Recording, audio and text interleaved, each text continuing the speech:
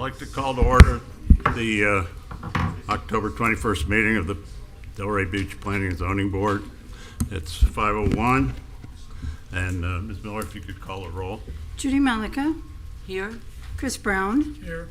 Dietrich Strawn. Present. Allison Thomas. Here. Jeffrey Musselman is absent. Mitch Katz, absent. Gregory Snyder. Here. Okay. Are there any changes to the agenda? Hearing nothing, can I have a motion to approve the agenda? Motion to approve. Second. By Ms. Thomas and seconded by Ms. Malika. Could you call a roll again, please? Judy Malika. Yes. Chris Brown. Yes. Dietrich Strawn. Yes. Allison Thomas. Yes. Jeffrey Musselman absent. Mitch Katz absent. Gregory Snyder. Yes. Okay, the minutes are approved. At this point, we want to swear in everyone who wants to speak at this meeting tonight. I would also like to say that if you want to speak, be sure you've signed in on the sheet. So if you have any intention of speaking at all, please stand up and be sworn in. Please raise your right hand by the authority vested in me, the notary of the state of Florida. Do you swear or affirm the testimony you're about to give is the truth, the whole truth, and nothing but the truth? Okay, and I can assume that everybody who got sworn in is signed in. I hope. All right. At this point, we'll open the floor to the public for comments on items that are not on the agenda. Chair, we actually had one set of minutes at item number 4. Oh, I'm sorry. Yeah, you're right. We need to approve minutes of June 17th. Are there any changes, or I didn't see any change. can I have a motion, please? Make a motion to approve the minutes. Second. Okay, by Ms. Malika and seconded by Ms. Thomas. Could you call the roll, please? Judy Malika. Yes. Chris Brown. Yes. Dietrich Strawn. Yes. Allison Thomas. Yes. Jeffrey Musselman absent. Mitch Katz absent. Gregory Snyder. Yes. Okay, the minutes are approved. Now, we could take any comments that are about items not on the agenda. Is there anyone? No one coming forward? We'll move on to presentations, of which we have none, and then quasi-judicial items. I'll just read the quasi-judicial rules. This will be conducted in accordance with the Delray Beach quasi-judicial rules. Applicant and the city each present their case. The public will be allowed to speak for 3 minutes each, or a public can speak for the maximum of 6 minutes if the person represents an organization or group who are present but agree not to speak. And the board members, staff, and the applicant may be allowed to cross-examine a witness. And the city and the applicant will be allowed to offer rebuttal testimony. The decision to approve or deny an application or appeal may not legally be made on the personal views as to whether a project is a good project or not, nor may a decision be based on the number of citizens who support or oppose a project. The law requires that all decisions be made on the basis of whether the project meets the requirements of law, the comprehensive plan, and the land development regulations. Okay, with that,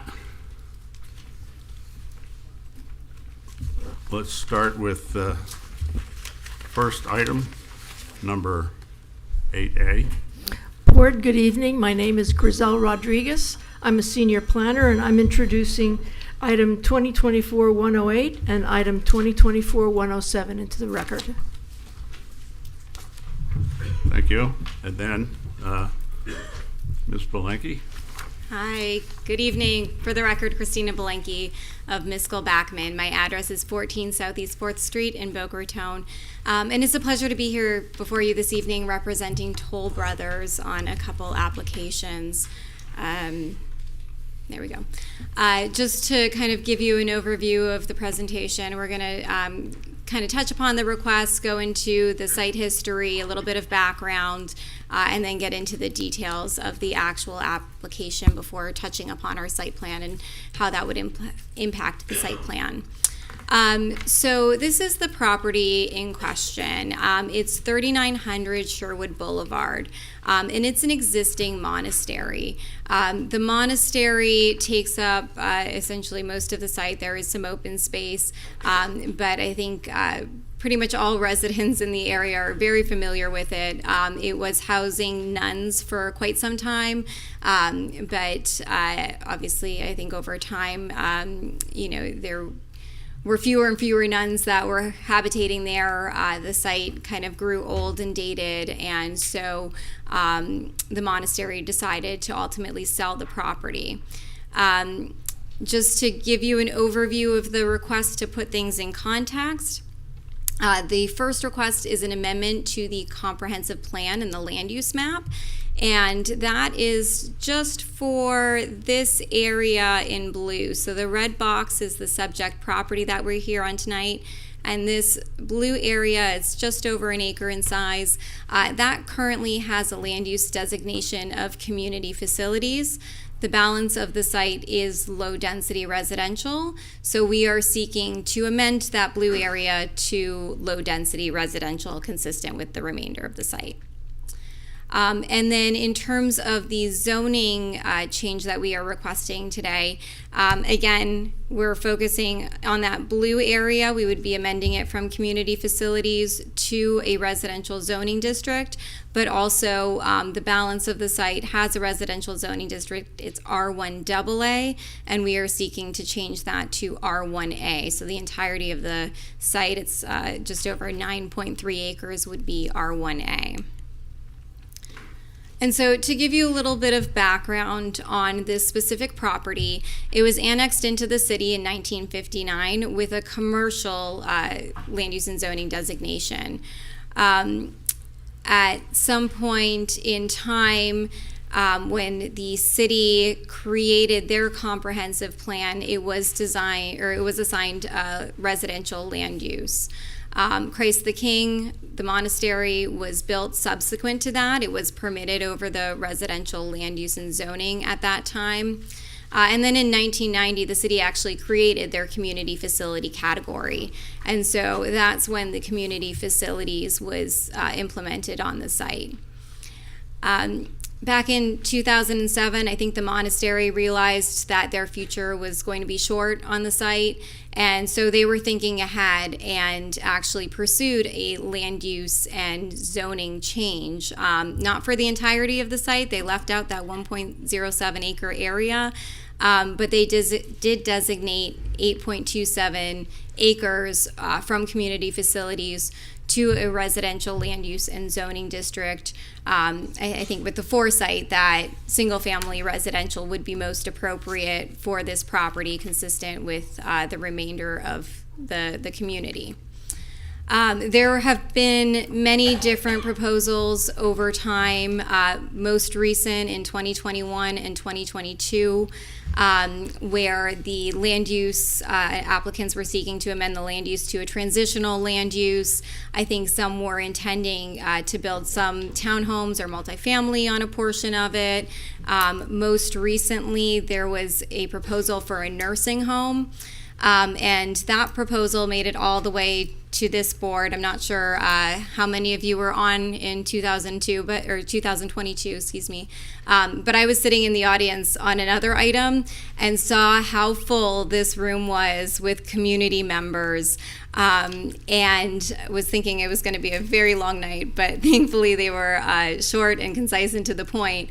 But they were very collected in their opposition to that project, had many valid reasons to object to it, and ultimately I believe the item was withdrawn or denied. I'm not sure which, but that kind of brings us here today. So when my client approached me with this site, they came to me, I think, in August of last year. The first thing I had was flashbacks to that planning and zoning board meeting, in the room full of people and the outside full of people, and opposition everywhere. And I told them, while we're in due diligence, like from the get-go, we really need to start having conversations with the community, because I don't want to flash forward from a year from now and have that same room full of people. We need to make sure the community is generally okay with this proposal and they're informed throughout the process. So even before we submitted any applications, we sat down with representatives from the two civic associations, the Sherwood Park Civic Association and the Lakeview Civic Association, and presented them with our proposal for a single-family development. They had some great constructive comments, but ultimately we're very happy to see single-family homes being developed on this site. From what I understand, they've said pretty clearly that's the only use that would be acceptable to the community on this site. So with that, we had our formal pre-application meeting with the city and started working on our applications. We submitted in February and then got started on larger community meetings and outreach and hosted an open house and noticed not just, the standard notice mailing radius of 500 feet from the subject property, but we included the entire community from Military to the west, Dover to the east, and essentially the golf course on the southern end. So we had over 80 attendees at that meeting. We got, again, a lot of very positive comments and a lot of good constructive feedback as well. And with that and staff's comments, we worked through our plan and ultimately have, I think, a much better plan for it. And thank you to staff for their time in meeting with us as well. And since then, we've had a lot of one-on-one conversations and meetings with neighbors, anybody that is impacted, interested, wanting to learn more information. We've been happy to sit with them and have the conversation. So bringing it back to the site, this is the property again at 3900 Sherwood Boulevard. So there are 5 existing platted lots along Sherwood Boulevard. They are not subject to our application today. Those were previously platted. They have certain restrictions on them. There's a declaration of restrictive covenant that restricts them to single-family homes. They have additional setback requirements on them. So those are remaining as platted lots consistent with the existing residential homes along Sherwood Boulevard. The remainder of the site that's in yellow, that's what we're here on today. And so again, just going to the future land use designation, we are proposing LD, low density residential. It allows 0 to 5 dwelling units per acre. And you can see that's consistent with the entire residential area surrounding it. And again, right now it's just that 1.07 acre piece of the property that has that community facility designation. And then here again, the current zoning designation is a mix of community facilities and R1AA, and we are proposing to go to R1A. The existing platted lots along Sherwood would retain their R1 AAA-B designation on them, so that would not change. And so when looking at the development standards between the existing R1 AA designation on a portion of the site and the R1A, you can see that it does provide a little bit more flexibility to go to R1A. The lot sizes are a little bit smaller. There is a little bit of relief in terms of lot width and side setbacks mostly. But we are exceeding the minimum standards in most cases here. So our minimum lot size, we're not going down to the bare minimum. We are proposing a minimum of 8,125. Our lot depths actually exceed what would be required for the R1 AA. And so what this really does is provide us with flexibility in the plan in order to provide for better open spaces, larger buffers, better protections to the existing community. And, the smaller sized lots would be internal to the site where you're not seeing them as you're driving down the street. And we'll show you the plan momentarily as well. But in terms of some of the policies and objectives in the comprehensive plan, it speaks about providing compatible land use arrangements, infill development that's consistent and compatible with the surrounding area, providing a transition in density and development patterns from existing residential areas to where you're approaching kind of the major corridors like Military Trail. So this would provide somewhat of a transition between the existing residential and the community facilities, the existing church that's next door. It does encourage development of vacant or underdeveloped lots for housing. Housing is a major need in the city. And the plan also talks to a range of housing. And I think we've seen a lot of townhouse development come through in the city, a lot of kind of higher density development in the downtown areas. But there's not a great opportunity in terms of land space for single family homes. So this is an appropriate location for single family as well. And then just in terms of the density, again, the land use would allow 5 dwelling units per acre. At 26 units, we would be under 3 dwelling units per acre. That's what we're proposing once the property is platted and the site plan goes through. It would provide for 26 lots within that 9.34 acre site. And then in terms of that flexibility that I was talking about earlier, this is our current proposal that has been resubmitted to the city, going through hopefully the last round of review. I think we've addressed the majority of staff's comments, and again, they've worked quite extensively with us, had multiple meetings to get us here. It is a little bit different from what the community saw initially in March. That plan had our open space in this area where it was less accessible. It was kind of tucked behind homes. This area on the eastern perimeter of the site had backyards. It had a row of homes with backyards facing the golf course, essentially. And so we've reworked the site based on staff's comments, based on the input we received from the community, and really created a better open space area. There's a specimen tree that is here. It's, I believe, a ficus that's really big and beautiful that we'll be able to maintain. And we're proposing, a walking path around it. The walking path would also run this way and connect to the main street here. And really, we tried to be mindful of the existing residents in the area and the existing community.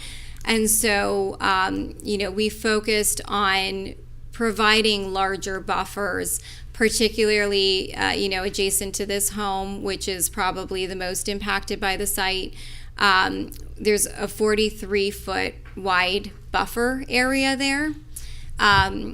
Our initial plan, I think, showed a backyard that was kind of overlooking her home, and she's got a little bit of a unique situation with a courtyard that has her pool kind of facing the side, and it's a really beautiful courtyard, but she was concerned about people on their second floors or in their backyards being able to look into her backyard, and so we've reoriented the buildings on that entry road to be uniform with how they're configured along Lakeview Boulevard in general. So it's a seamless transition, and then we are also restricting the home here to a one-story model. But I wanted to bring up the site plan. I know it's not before you today and under consideration, but when looking at the zoning standards and the smaller lots and what that allows, it really allows for the greater flexibility to provide that larger buffer, to provide, the open spaces, to move the open space track where it is now. We do have a minimum 10-foot buffer running along that eastern side that is going to be beautifully landscaped.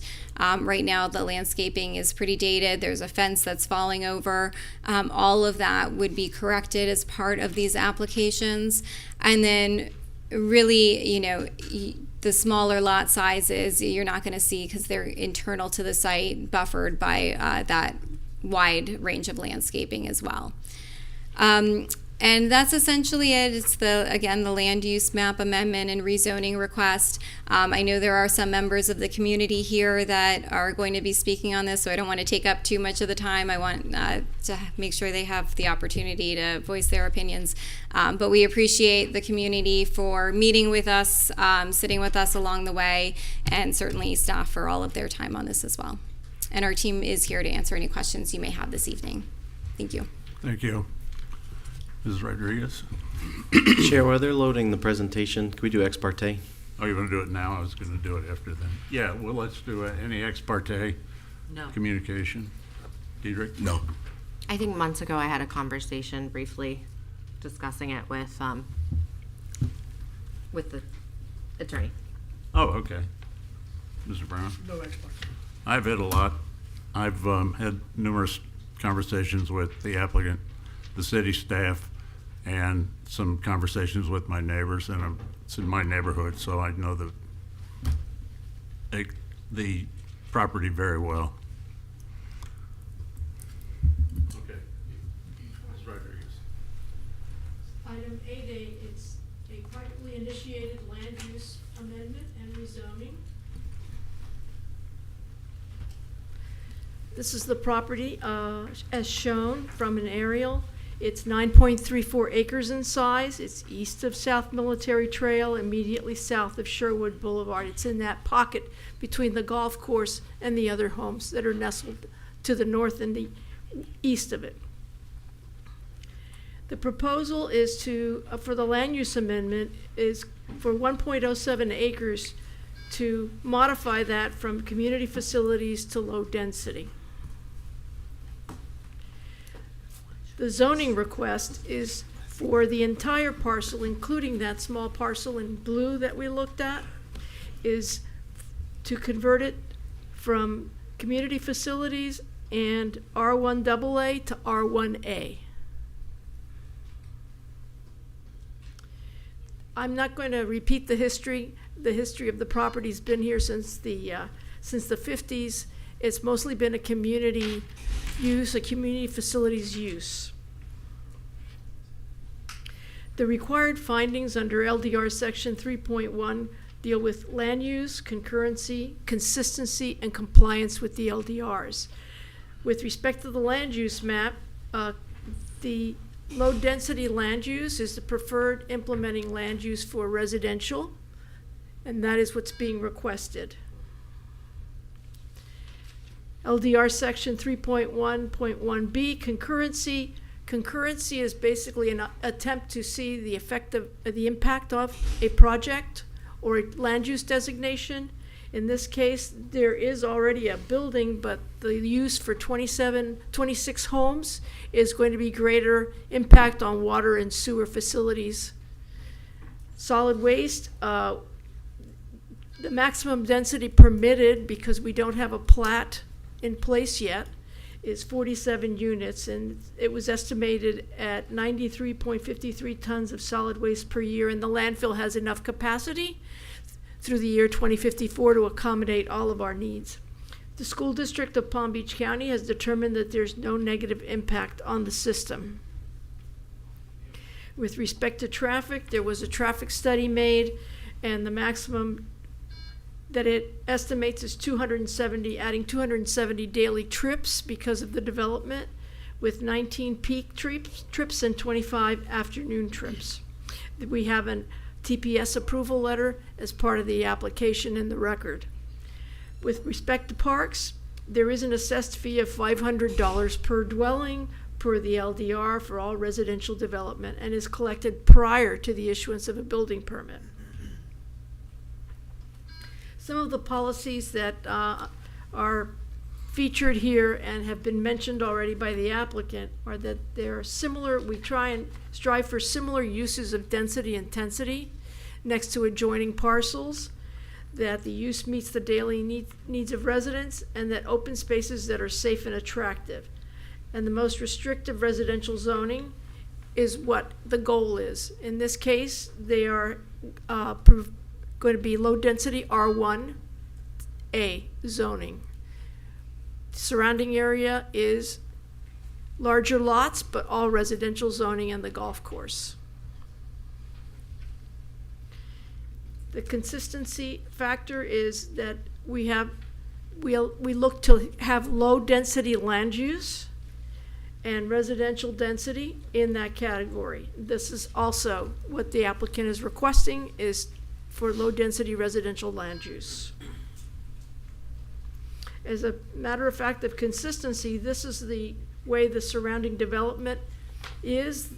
The single-family homes to the north are low-density, R1 AAA-B zoning, larger lots. To the south is the golf course, which is open space and recreation.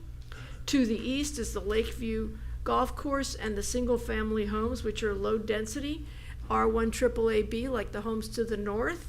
And to the west, Emmanuel Catholic Church and its other facilities on the property, which are community facilities.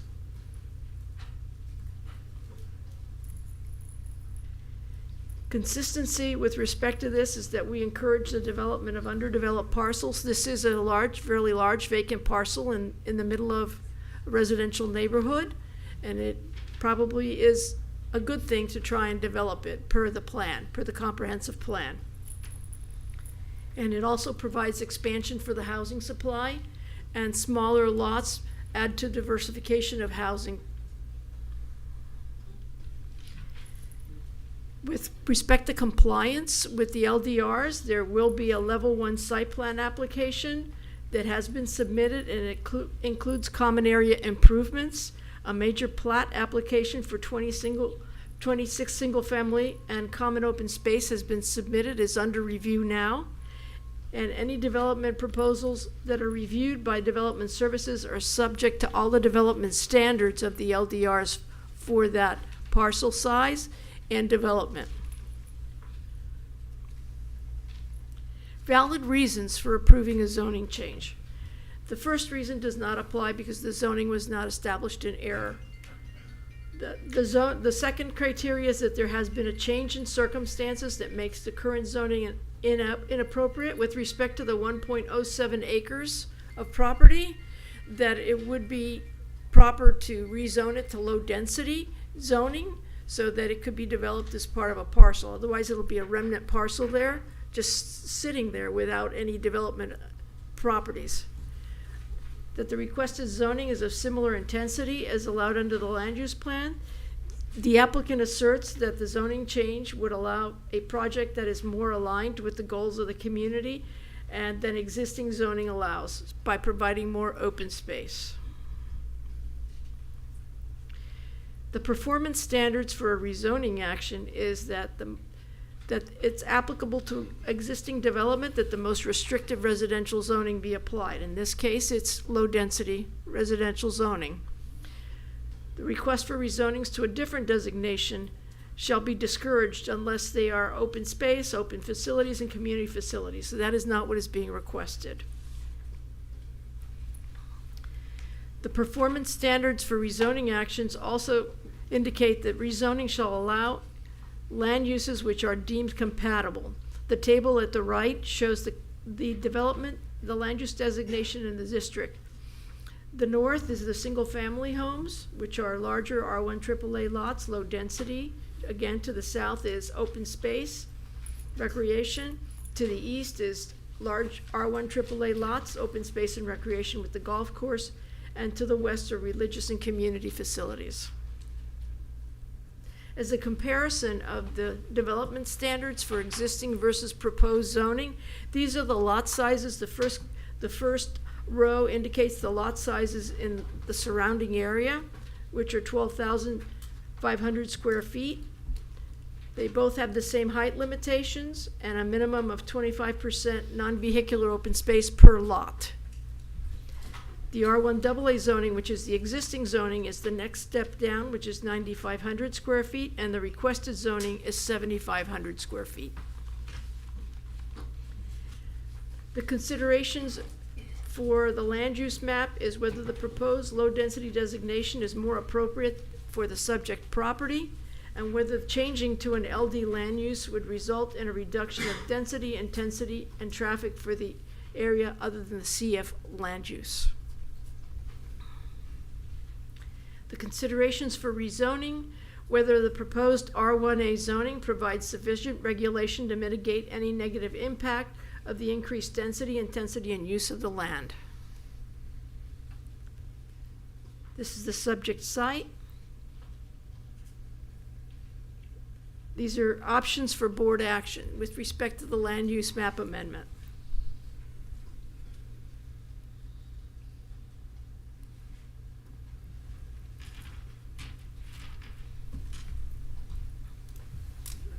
I know the type is kind of small. Sorry. That's okay. It's approval. Approval is amended or denial, right? Yeah. Okay. Thank you. At this point, we'll open the floor for public comments. If I notice some people coming in, if you want to speak and you haven't been sworn in, you need to be sworn in. Haven't said that. Public comments. Just tell us if you've been sworn in and state your name and address. Hello, my name is Lynn Freeman. I live at 3225 Lakeview Drive, and I have been sworn in. I've been a Lakeview homeowner since 1997. The purpose of my comments is to enhance the betterment of the communities of Lakeview and Sherwood Park. My points will be as follows. 1, the history of the sale of the monastery project. 2, the Toll Brother update. 3, my position and numerous neighbors. 4, construction traffic flow. 5, burying existing utility lines. 1, for the last 17 years, there were 2 development proposals for the property for a townhouse community and a large nursing home. Both proposals were incompatible for our community. My neighbors were against these developments, and the City Commission had wisely rejected these developments. 2, Toll Brother update. The current proposal from Toll Brother is for single-family homes.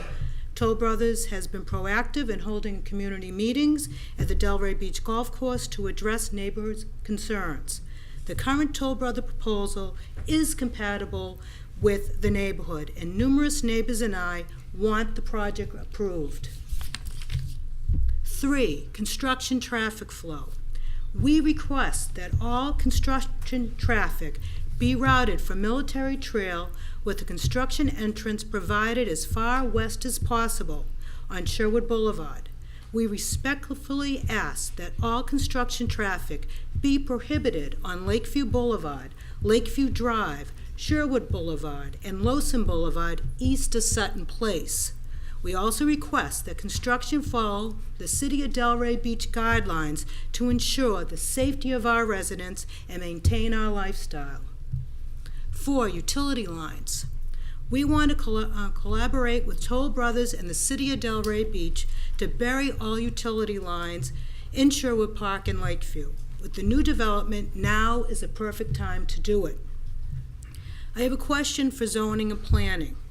Will there be another meeting with zoning and planning to approve the site plan? It was unclear on what we received. This is basically administrative, and it could go directly to site plan.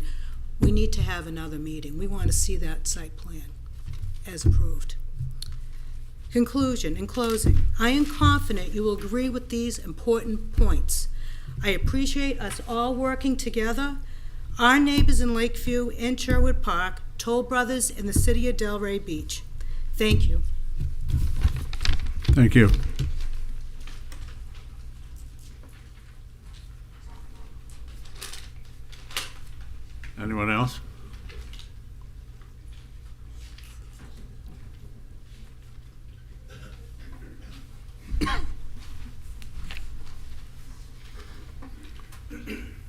Scott Hayward, 3514 Lakeview Boulevard, Delray Beach. Sworn in. I've not been sworn in as yet. Please swear. Can we see if there's anybody else? Yeah, anyone who's not been sworn in that needs to speak, would you please stand and be sworn in at this time? Please raise your right hand by the authority vested in me, the notary of the state of Florida. Do you swear or affirm testimony you're about to give is the truth, the whole truth, and nothing but the truth? I do.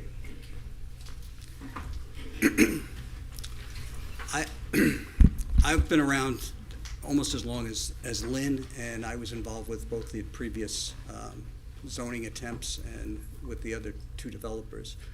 I wholeheartedly agree with the land use change. Scott, can you speak into the microphone? I'm sorry. I wholeheartedly agree with the land use change. I'm a little concerned about the zoning change. We were quite deliberate many years ago when we did the zoning to RAA. We felt that that was the most appropriate zoning as a step down. I can understand that the developer may require more units. Part of me doesn't understand why a PRD wasn't entertained or something that would lock them into the site plan. Toll Brothers is a very competent developer, very well respected in the industry, but there's nothing to say that that site plan can't be changed since it's not part of the actual approval process. We could rezone this thing and the density could be increased. I believe it was set up to 48 units, I think was possible. 47 units is possible, which kind of concerns me. Again, I think Toll Brothers is well-intentioned right now, but as we all know, markets change. They could have a change of heart. We could approve this thing, and somebody else, they could flip the land, and it could be developed into 47 plus units. Major concern beyond just the density is the traffic that's going to be put out onto Lakeview Boulevard. I respectfully agree with Lynn as far as construction traffic. That would always be my desire, is that it go away from Lakeview Boulevard. There's got to be a way on an ongoing basis to redirect traffic, and I've sketched something, but to redirect traffic onto Sutton Place, and possibly have ingress and egress onto Sutton Place for the new development, and have our neighborhood, existing neighborhood, possibly just have a one-way exit out onto Sutton Place. I know that would take some buy-in from the rest of the neighborhood, but I think that would be superior to what's going to actually ensue. Most traffic is going to come down that raceway, probably go beyond Sutton Place the way it's designed, go down through our neighborhood because we have no speed bumps, not that I desire speed bumps in the neighborhood, but they would come racing down there, and if they're trying to go east, and the majority of traffic is probably going to go east to get to the major arterials. So, I mean, those are my concerns. I don't understand why we can't get either a deed restriction or something that would enable the development to go forward but maintain the existing zoning. Thank you.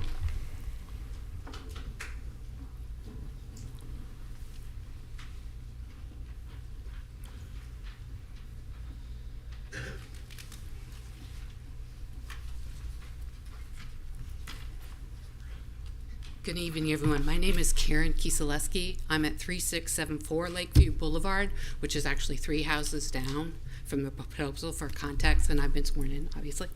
So, Please, the you microphone. need me to speak in better? Yeah. Yep, I'm sorry, I always have that difficulty. We've lived in the neighborhood 35 years, so we've been around a lot, seen everything that's happened and have come and gone. With due respect to my neighbor, I am more comfortable with the R1A zoning than a PRD zoning. PRD zoning, from my understanding, allows townhouse development, zero lot line, and a conventional single-family use type of unit is more appropriate in this neighborhood. I also understand the concern to keep traffic out of the neighborhood, but living so close, I can tell you that that's going to be an issue no matter what with the development. So I would prefer not to see a one-way out only on this end, just because I use that quite a bit. But that's my preference, and we're not speaking about that now. We're speaking about the land use and the zoning. So with that, I appreciate you listening to me. Thank you. Thank you.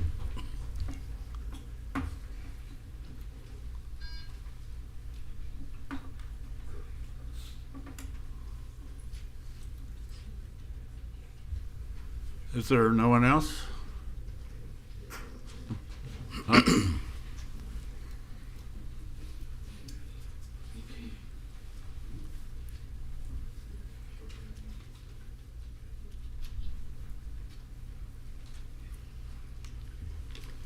had the what-if speech. I can't let Lakeview only speak.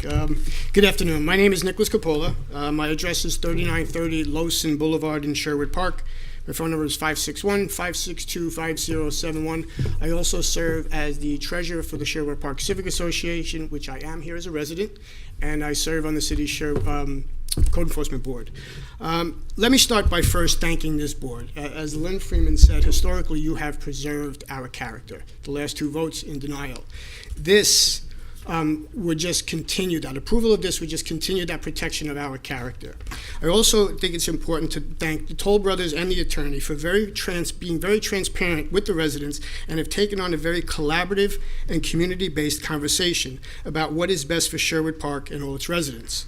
And for this, we're very grateful.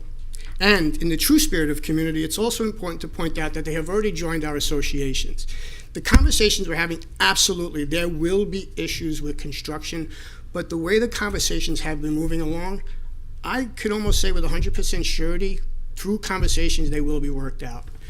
So I would appreciate us following through to protect our neighborhood and continue with this project. Thank you.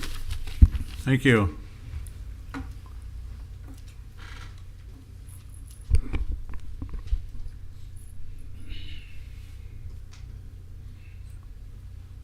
All right. Well, I believe that's all the public comment. Nope, it's not.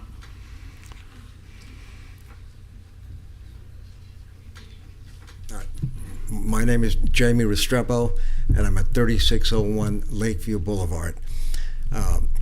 I've been there for just a little bit over 12 years, and have been around all the talk about what's going to happen to the monastery, etc. And at this point, we'd like to thank the commissioners and everybody who has worked with the neighborhood. A lot of the neighbors have expressed their opinions about what they would accept, what should go on there, so we thank all the commissioners. My one question I have is, do we know where the construction entrance is going to be? Because that's going to determine a lot of the traffic, especially in our neighborhood is a neighborhood sort of in transition. There's a lot of young kids in the neighborhood, and we're concerned about the traffic speeding down, whether it be Lakeview or Sherwood, but we need to have a good control of that, of where all the trucks are going and et cetera, because it does pose a change to our neighborhood, and that's going to go on for quite some time. So it's not going to be a 2-week deal. So we're very concerned about that. So we want everybody to just be mindful that safety is a big issue. Thank you. Thank you.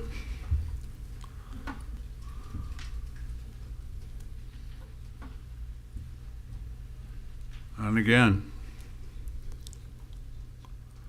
All right. At this time, my public comments closed.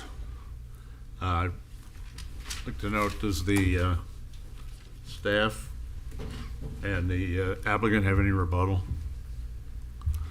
Just a couple quick comments, if I may, to address some of the things raised by the community. So we will absolutely figure out a plan for construction traffic that takes into consideration the existing community. It has not been determined exactly what that plan will look like, but when construction starts, we do need to coordinate with the building department. They do require a maintenance of traffic plan. So all of those details need to be worked out with the city prior to any shovel going in the ground. And, you know, in the spirit of our conversations that we've had to date, I'm happy to keep the community representatives up to speed and up to date on our plans for construction, timing, where vehicles are entering and exiting. You know, they have many of our team's contact information, so we're happy to continue the dialogue. And I'm glad if we're talking about construction that's one of the bigger issues, because that means we're in a good spot overall. And obviously the city does have hours on construction traffic, limitations on that, so Toll will absolutely be adhering to those requirements as well. A question was asked about the PRD zoning, because that does implement a master plan. And we actually, that was our initial proposal to the city, was to rezone to a PRD. It did have different development requirements, is really intended for more of a mix of uses and a different development program. So ultimately, in working with staff, it was determined that it would be best to go to a straight zoning, but we did have a lot of back and forth conversation on that throughout the process. And then lastly, just on the traffic that was noted, obviously, you know, going from abandoned use to any kind of use, you are going to have traffic impacts. There is going to be an increase in traffic. With 26 homes during your AM peak hours, it's 18 trips, so 18 vehicles going in and out. Or in or out, I should say, which is one car every 2.5 minutes when you put it into perspective.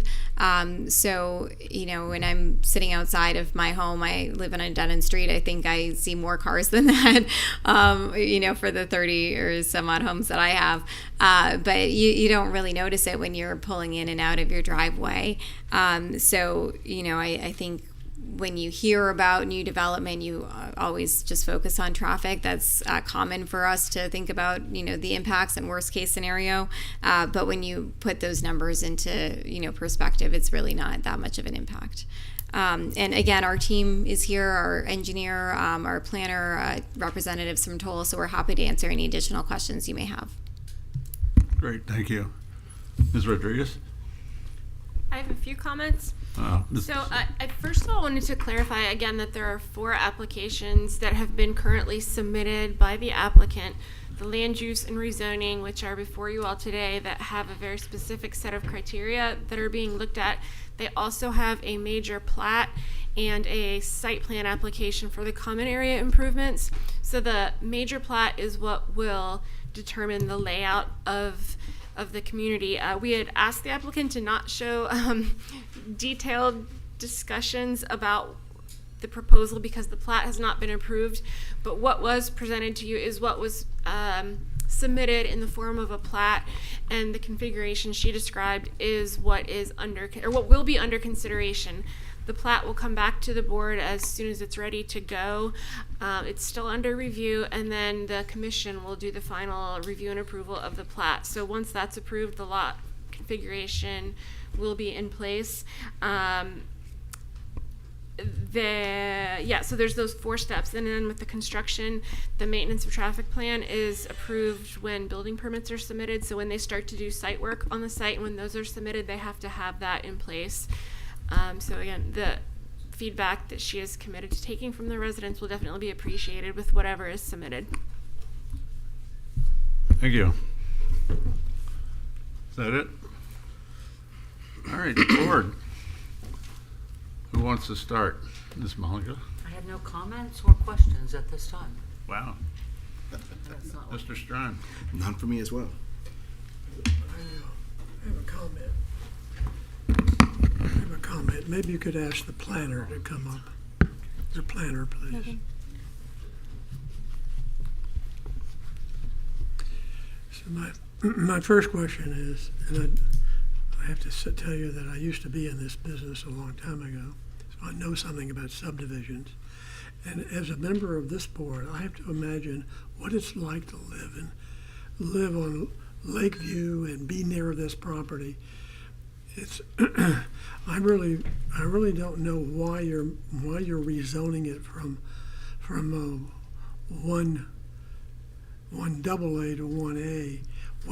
Why don't you just keep it at 1A? What's the difference in the number of units? So that's the question for the planner. Can we pull up the? You have 26 units under R1A. How many units under R1AA? So either way, the density is restricted by the future land use. So we'd be allowed to go up to the 46 units. That's not my question. Yeah, but I'm getting to the question. So we chose the R1A land use because it allowed us to implement a bit smaller lot sizes than the R1AA zoning. So although we're not going down to that minimum 7,500 square feet, a lot of our proposed lot sizes are bigger at the 8,125 square feet minimum. A lot of the lots are actually bigger than that minimum lot size. That was just our smallest lot. So what are some of the widths of your lots? Can we pull up the? I don't know that this is necessarily appropriate line of questioning given the fact that the plat will be coming through. So I think if we can keep it a little more general in answering. No, but I'm asking questions relevant to the change in zoning.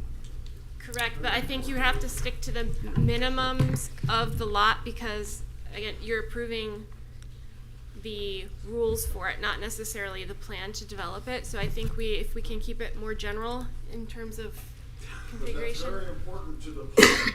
Yeah, can we go back? That was a decision that the applicant made to not bring the plat forward at the same time. So if you can keep it under the general terms, that would be appreciated. Can we go back to the dimensional standard chart that we provided? Yeah.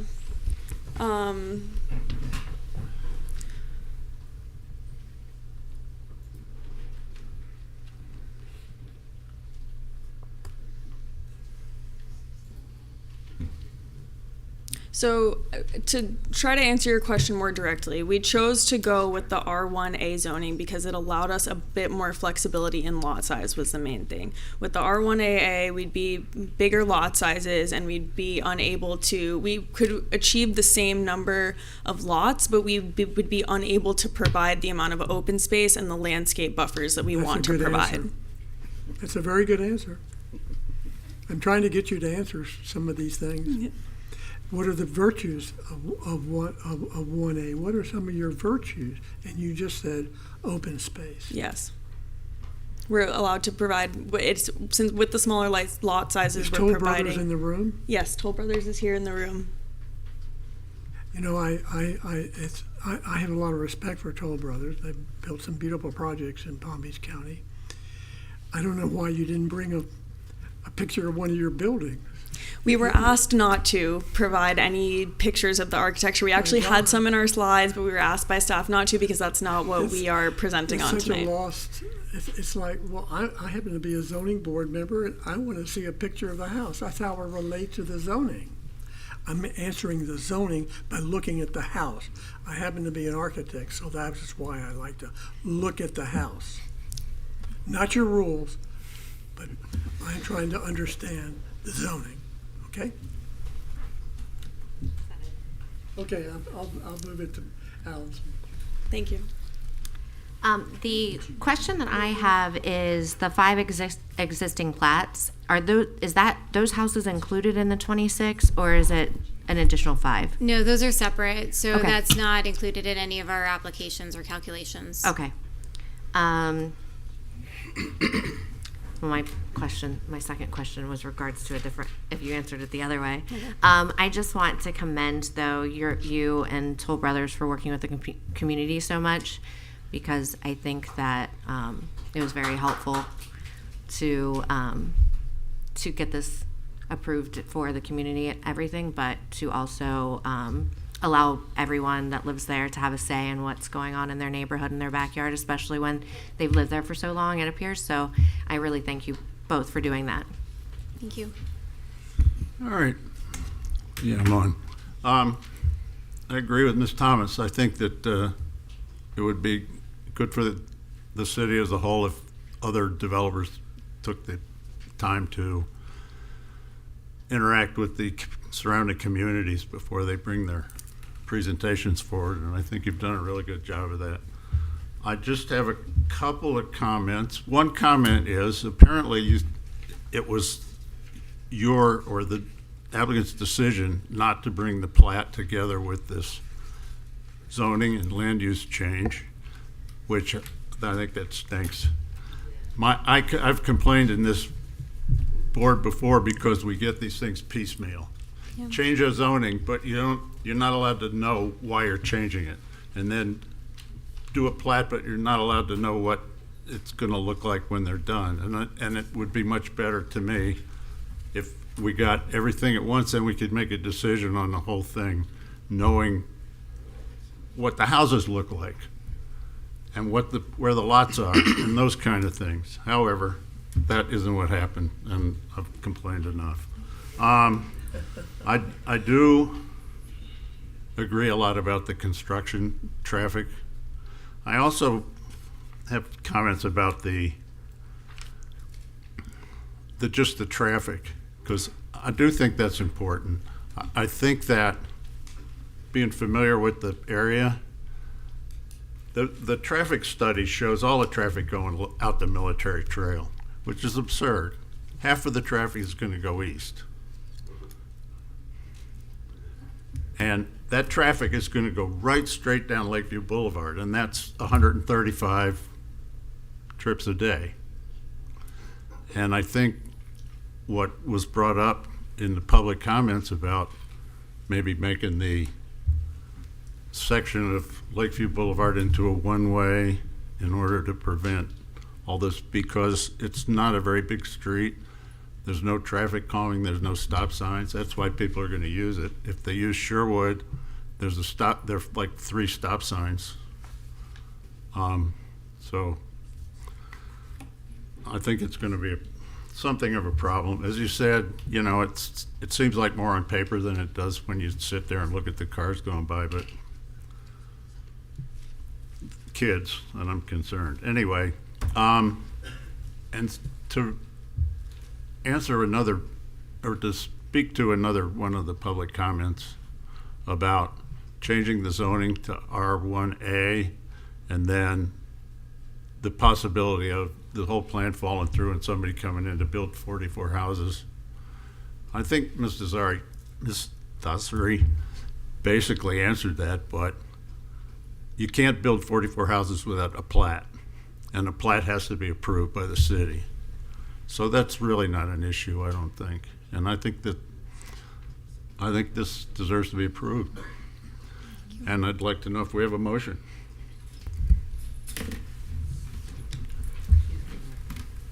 Okay. The map amendment or the rezoning? Which one or both? You need a motion for each. Okay. Move a recommendation of approval to ordinance number 32-24, a privately initiated request to amend the land use map from Community Facility CF to Low Density LD for the property located at 3900 Sherwood Boulevard, finding that the amendment and approval thereof is consistent with the comprehensive plan and meets the applicant's criteria set forth in the land development regulations. I second. All right, and we have a motion by Ms. Thomas, second by Ms. Malika. Ms. Miller, will you call the roll, please? Judy Malika, Yes. Chris Brown, Yes. Dietrich Starr, Yes. Allison Thomas, Yes. Jeffrey Meiselman is absent, Mitch Katz is absent, Gregory Snyder. Yes. And if we could have the zoning motion. I move to move a recommendation of approval of ordinance number 33-24, a privately initiated request to rezone 3900 Sherwood Boulevard from the Community Facilities CF and Single Family Residential R-1-AA to Single Family Residential R-1A, finding that the amendment and approval thereof is consistent with the comprehensive plan and meets the applicable criteria set forth in the land development regulations. I second. And again, Ms. Miller? Judy Malika, Yes. Chris Brown, Yes. Dietrich Starr, Yes. Allison Thomas, Yes. Jeffrey Meiselman absent, Mitch Katz absent, Gregory Snyder. Yes. Great. Thank you very much for your time this evening. Appreciate it. Thank you. And before we move on, I'd like to ask Ms. Dossery something. The plat, this goes to the commission. Correct. We're recommending approval to the commission. And the plat will be the same thing, it goes to the commission? Yes, the planning board will recommend to the commission, and then the It's a- commission will do the final. Yeah, and then who approves the site plan? So the only site plan associated with this now is the landscape plan for the common areas. So that's going through the review, and then that would be actually approved administratively Okay. once the plat is Thank you. approved. All right, moving on to number 8B momentarily.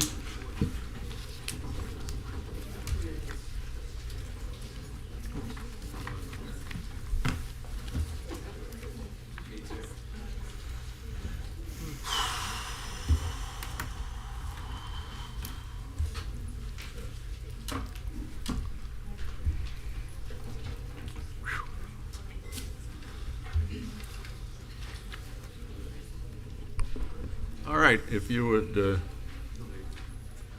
enter the file into the record, please. Okay, good evening, Rebecca Dossery for Development Services. We're entering into the record file number 2024-128, and we have Andrea Kaiser here, who's the agent for the applicant. Okay, and before we start, is there any ex parte? No. No. No. No. I've visited Old Palm Grove. Andrea Kaiser, 55 Southeast 2nd Avenue, Suite 102, Delray Beach, Florida, 33444. I have been sworn in, and I'm here on behalf of the Old Palm Grove Homeowners Association. Just thank you for this opportunity to speak. Thank you for your service on the board, and everybody we hope you have a happy and safe Halloween. Unfortunately, we're here to kindly request that you table this item to a date certain. And the justification for that is that this application has been in process since April of 2022. And just last Thursday, did we receive some concerns from neighboring communities. There are some big legal questions with regards to legal descriptions and surveys. There's some misinformation, and one particular neighboring community had asked us to postpone this hearing so they can discuss further how this application may or may not impact them. So we want to be respectful of your time and make sure that we're here to present you with all of the information, so we have the correct and adequate information to make an efficient and complete presentation, and therefore we kindly respect that you table this to a date certain. That's fine. So what do I have to do? Well, so Chair, because the item's been called, we do typically go through the process. So if the applicant's wishing to, first it's the board's discretion. So if the board wants the item to proceed, you can. If you'd like to grant the postponement, we do need to at least give the opportunity for public comment before we make that motion. And then just so everyone's aware, if it's my understanding, if you make public comment tonight, you would not be allowed to make public comment at the renoticed hearing or the subsequent hearing. So the next step would be public comment. If the board was going to entertain a postponement to a date certain, Okay. yes. Board comments. I would entertain a postponement. Anyone? Well, you all are asking for a date certain. Is that coming from the board, or do you all have a proposed date or proposed month? We propose the next meeting, November 18th. Okay. I favor postponement. Rebecca, is that possible to postpone to the next meeting? Yes, we can do that. Okay, I agree with my Okay, colleagues. so do we need to move that or just? Well, first we should Accept it. open the item up for public comment. And just a reminder, anybody speaks tonight, that would be your public comment, including for the meeting postponed. Okay, so we're open for public comment on this item with the proviso that if you speak tonight, public comment, you can't not make public comment at the next meeting when it comes back again. Does anyone wish to speak? Seeing no one? Do we need a motion? Yes, we'll need We need a motion to postpone. We might have an Oh, we individual. might have a speaker. Sorry, we have a speaker. My fault. Yes, ma'am. Hi, I'm Lane Carlay. I live at 734. What am I doing wrong? Nothing. Oh, okay, As long good. as you're sworn in, you're doing great. I live at 734 South Lake Avenue, La Hacienda. I've been in there since the 70s. And I was the secretary of the HOA way back when the estuary was being built and then when Old Palm Grove followed. It wasn't much of an HOA. We only charged $5 a year. But anyway, we had played on the 17 acres of the estuary, and we were losing all this land, and we went to the CRA and we asked for help. And the CRA gave it to us. It gave us the sidewalk they want to abandon in Old Palm Grove that goes into the park. They gave us the park. They went to the estuary, and they gave us the sidewalk in our community that goes out to where the estuary begins so that we could get to the beach without going on Federal Highway. What we asked for and what we got was a beautiful walking community. Now, I've heard lots of reasons why Old Palm Grove wants to close us off, and I don't understand them. I don't know what's real and what's not, but I do know that I asked the police to give me a rundown on crime. There's not crime, thank God. And then my husband does the garbage at the park, and we found no drug paraphernalia, and we haven't seen, we're way out in the community because we have 3 dogs. We haven't seen any drug addicts floating around. So I'm not sure why they want to close it off, but obviously I'm completely against it.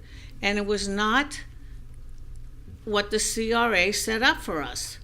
They set up all those sidewalks so that we would be in a beautiful walking community, and I want it to continue. Thank you very much. Please vote my way. Thank you. Wow. Is there anyone else? You know who the CRA director was? All right. I wonder if we could have a motion to postpone. Chair, just want to confirm from Ms. Kaiser, no cross-examination on the one witness. Oh, sorry. Is there any cross-examination or rebuttal? No, at this time. Okay. So we're going to a date certain. Yes, it'd just be a motion to postpone item 8B to the November 17th regular planning and zoning meeting. Okay, somebody. Motion. Second. Do I have to say it? You say so moved. So moved. And seconded? Seconded. Okay, so moved by Allison. and seconded by Mr. Brown. And would you please take the vote? Judy Mulliken, Yes. Chris Brown, Yes. Dieter Strom, Yes. Allison Thomas, Yes. Jeffrey Muslin is absent, Mitch Katz absent, Gregory Snyder. Yes.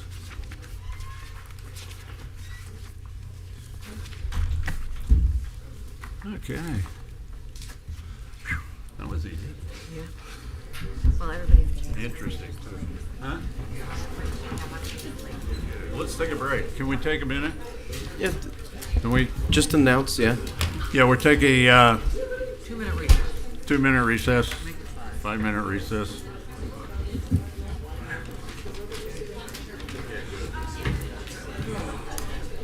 Huh? Am I? Oh, God, I hope so. You know, it seems so easy. And then we start to do it. It's like, oh, shit. Let me ask you this item on. Oh yeah. I'm sorry. No, but it's fine. You can ask a question, but it's just the mics are still on. Just really quick. Did I miss something? Is there? Do they identify what business they're planning to propose on item C? C? Ask the question again. Did they indicate what type of business they're? Oh, no, because, well, so the only reason that would be important from like a planning perspective is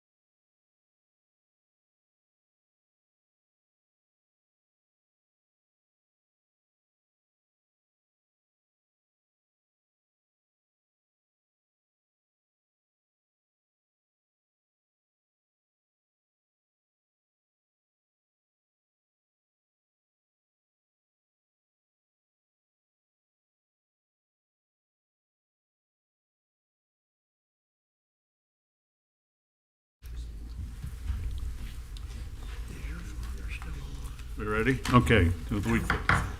Meeting is resumed. We're going to do item 8C. If you could enter the item into the record, please. Hi, Ms. so Rodriguez. state for the record, my name is Susie Rodriguez. I'm a senior planner for Delray Beach. I would like to enter file number 2024-081 into the record. Thank you. Ex parte. I walk by there all the time. I work right across the street.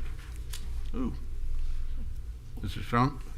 Not sure if it's considered ex parte, but I did have as counsel a brief question during the break. Okay, I don't know if it is either, but thank you. I have not.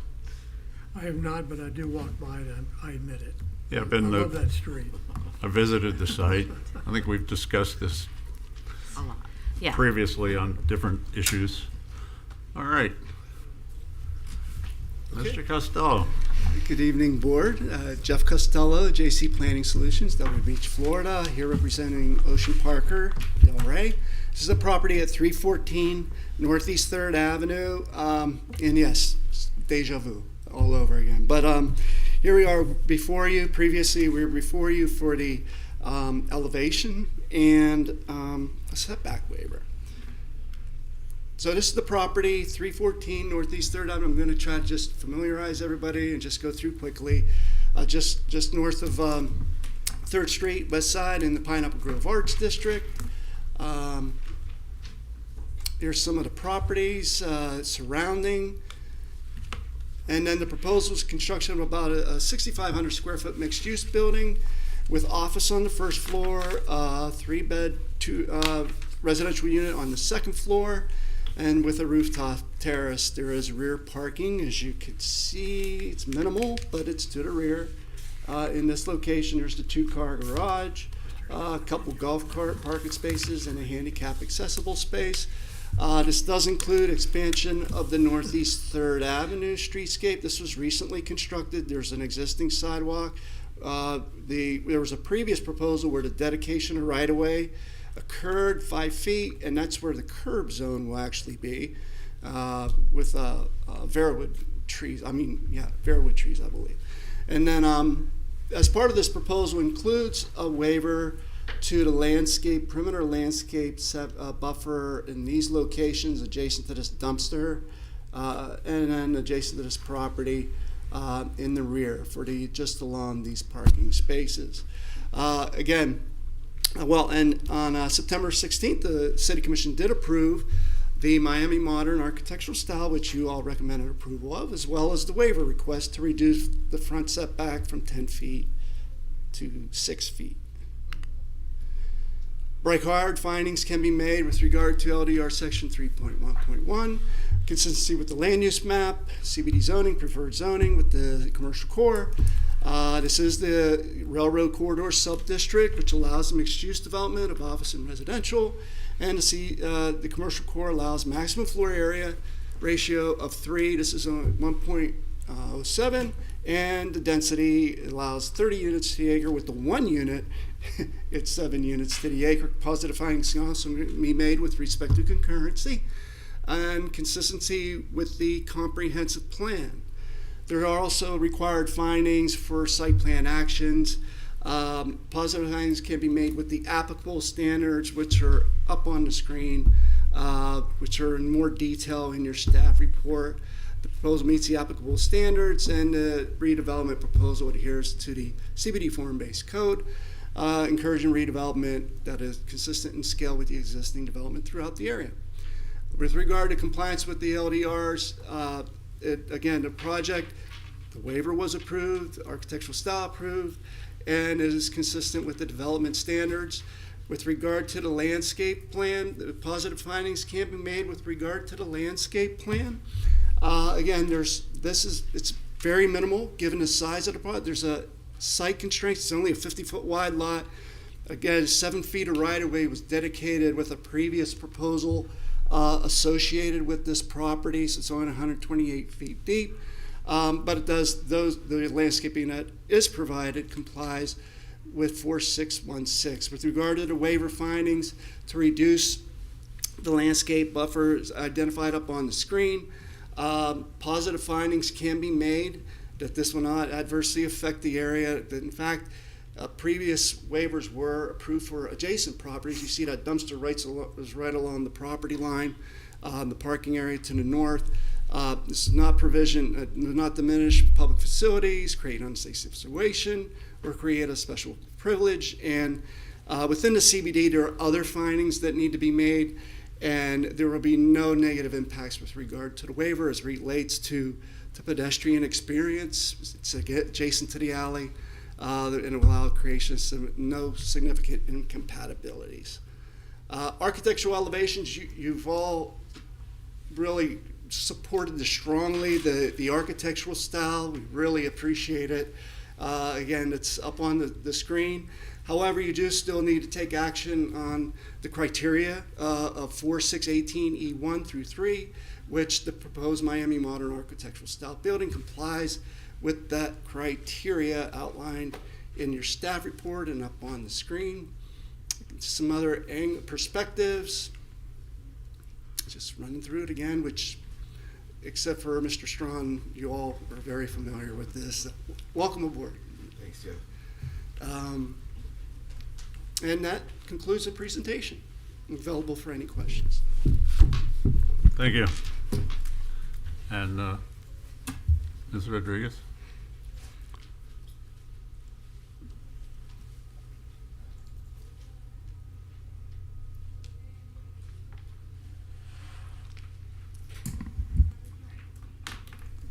So this is for a level 4 site plan located at 314 Northeast 3rd Avenue. The property has a land use of commercial core and is zoned within the CBD Railroad Corridor subdistrict. The property faces Northeast 3rd Avenue, which is a secondary street, and is within the Pineapple Grove Main Street neighborhood plan. The property was originally developed in 1954 with a 2-story structure consisting of a warehouse on the ground floor and a residence on the second floor and a garage that it was accessible via the alley. The site received demolition permits on August of 2023 for that existing structure, and also the Northeast 3rd Avenue recently underwent public streetscape improvements. The site is surrounded by commercial uses and is directly adjacent to 324 Lofts to the north and the mechanical parking garage to the east across Northeast 3rd Avenue. The proposal is a 2-story mixed-use structure with office use on the ground floor, a residence on the second story with a rooftop terrace, and parking to the rear. The request includes a waiver to LDR section 4616H3D for the landscape barrier, and the request to utilize the Miami Modern style and to reduce the front setback from 10 to 6 feet was recommended approval at the August 12th PZB meeting and received approval at the September 16th City Commission meeting. The project is deemed a level 4 due to the CBD waiver requiring City Commission approval and pursuant to LDR section 215E5.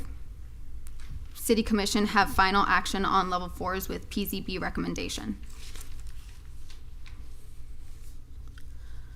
Analysis of section 311 is as follows. The CC land use and CBD zoning are consistent, and the mixed-use office and residence are allowed in the CBD. The water and sewer system and drainage is provided on site. The TPS standards have been met. The proposal requires $500 for the park impact fee, and the development is expected to generate 10.72 tons of solid waste annually. And the Solid Waste Authority has confirmed its facilities has sufficient capacity until 2054. Also, the school board has confirmed that a legal law of record is entitled to have 1 unit without the requirement of the SCAD review. The proposal supports the economic growth and cultural preservation goals of policy NDC 135 while maintaining the appropriate density and FAR in line with policy NDC 136. The design aligns with policy 137 by promoting a balanced mix of uses and preserving the moderate scale of the downtown.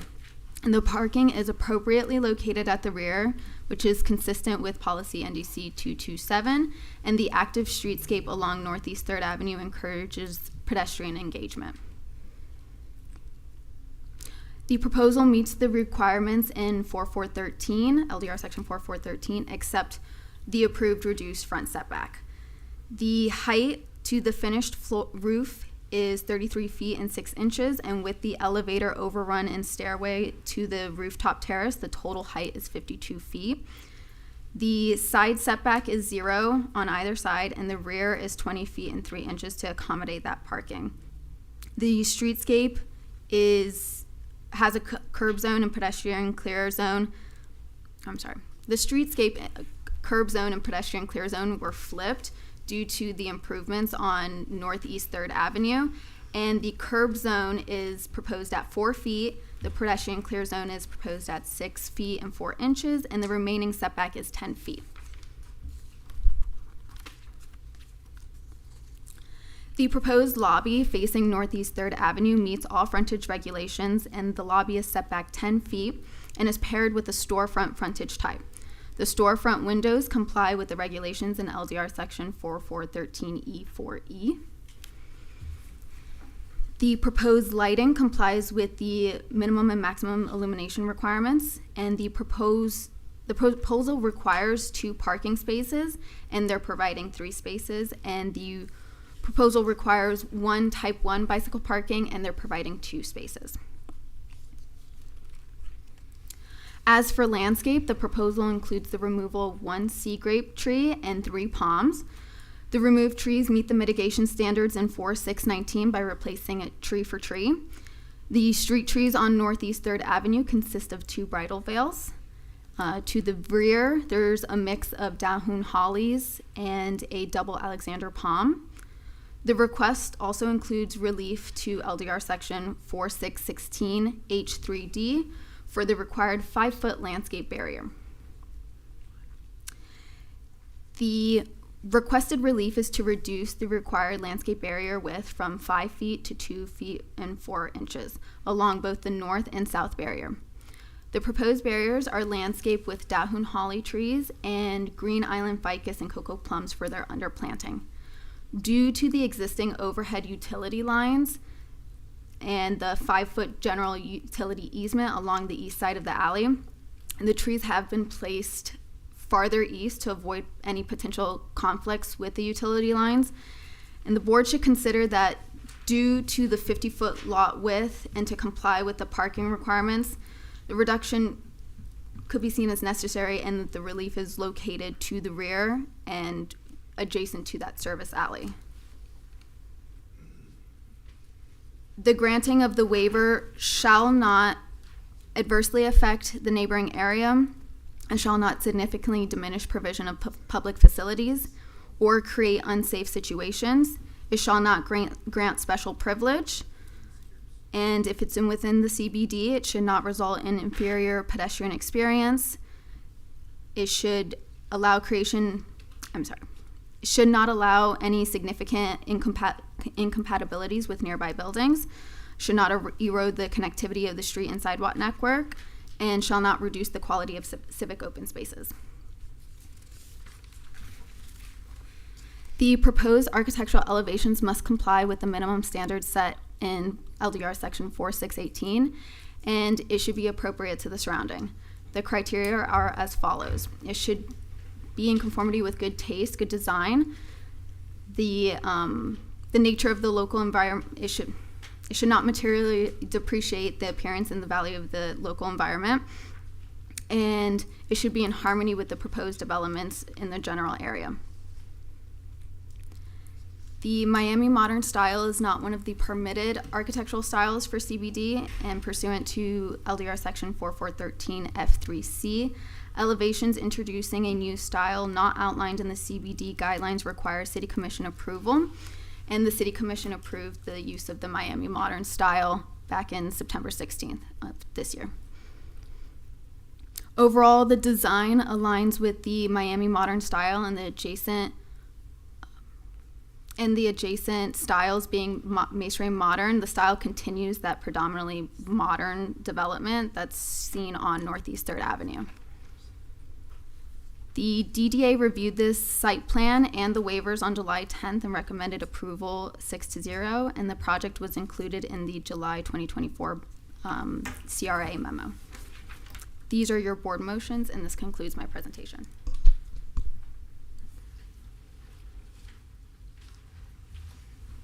Okay, thank you. At this point, are there any public comments? Seeing none, is there any rebuttal, cross-examination from either staff or the applicant? No, I just want to thank staff for working with us and going with this project and going through with all the different nuances with the elevations and the board support. Thank you. Thanks. Ms. Rodriguez, anything? Okay, board. Ms. Malaga?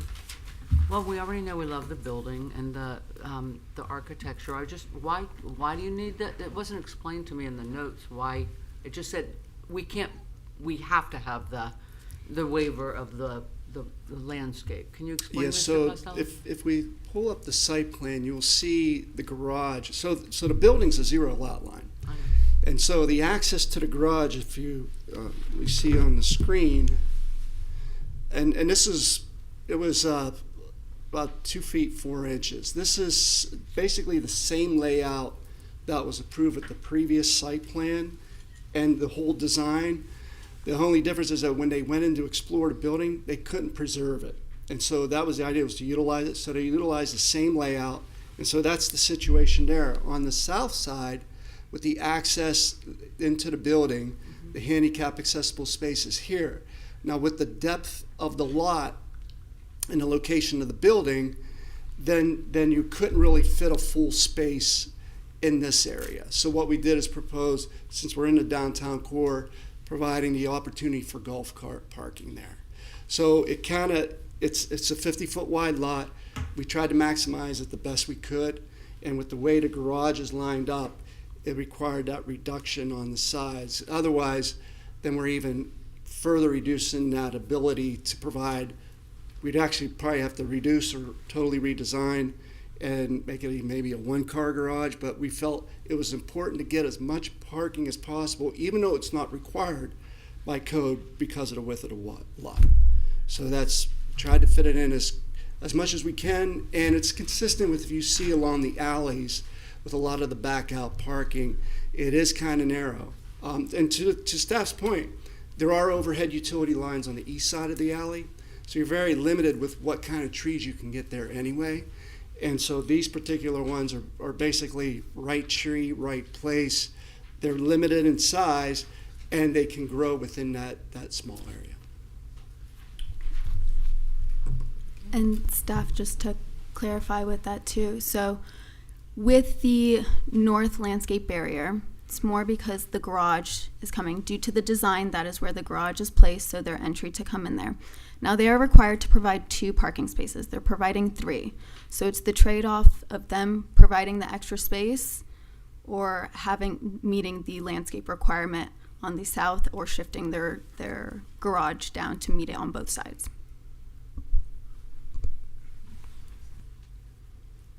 Okay. That's it? Mr. Strong, anything? No, none for me. Mr. Brown? No, I think it's a great project. Nothing? Come on, Craig. Give them what you got. I'd like to see a picture of the building. You did. You did. We have those. Ms. Thomas, please. I love the landscaping downtown and how the public spaces are, but I think you made sure that both were appropriate and adhered to it as best as possible, so I don't have a problem with it.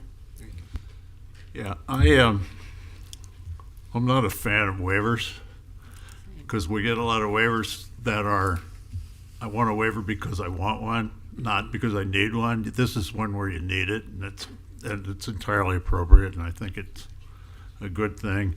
The other comment that comes in the staff report was something about the rear elevation being stark modernism and not being decorated, and you're going to cover up that dramatic mural thing that's on the other building.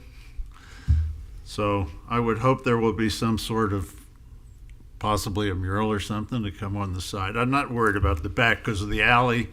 There's no point doing anything, but Right, and I think the maybe architect- something on the south side. And that's not appropriate for tonight, but Right, and that would be a separate process, and I think our architect explained it whenever we were going through the Miami Modern, is that when you have good architecture, you don't necessarily put. yeah, that's true. Okay. But, Am I again, paraphrasing? we all like it. So So, can we have a motion? I'll move to recommend approval to the City Commission of a Level 4 site plan, including landscape plan, architectural elevations, and landscape waiver to construct a mixed-use development with an office on the ground story and residential unit on the second story located at 314 Northeast 3rd Avenue by finding that the request meets the criteria set forth in the land development regulation. Second. Okay, we have a motion by Ms. Mulligan, second by Ms. Thomas. Ms. Miller? Judy Malika, Yes? Chris Brown, Yes. Deidre Strone, Yes. Allison Thomas, Yes. Jeffrey Musman absent, Mitch Katz absent, Gregory Snyder. Yes. thank you very much. Have a good evening. Thank you. Me too. Thank you. Okay. Okay, moving on to 8D.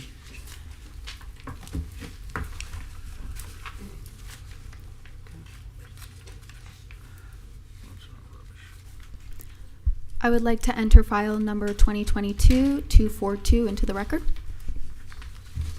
Okay, any ex parte on this? I spoke with Mr. Weiner. Okay, I spoke to Mr. Weiner. I spoke to Mr. Weiner. and I spoke to Mr. Weiner, and I went down by the site and visited.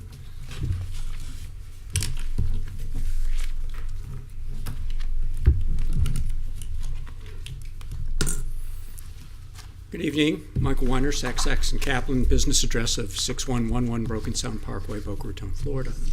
I'm here on behalf of my client, Greco Ford, with respect to a level 3 site plan modification. Let me get this going in the right way. Thank you.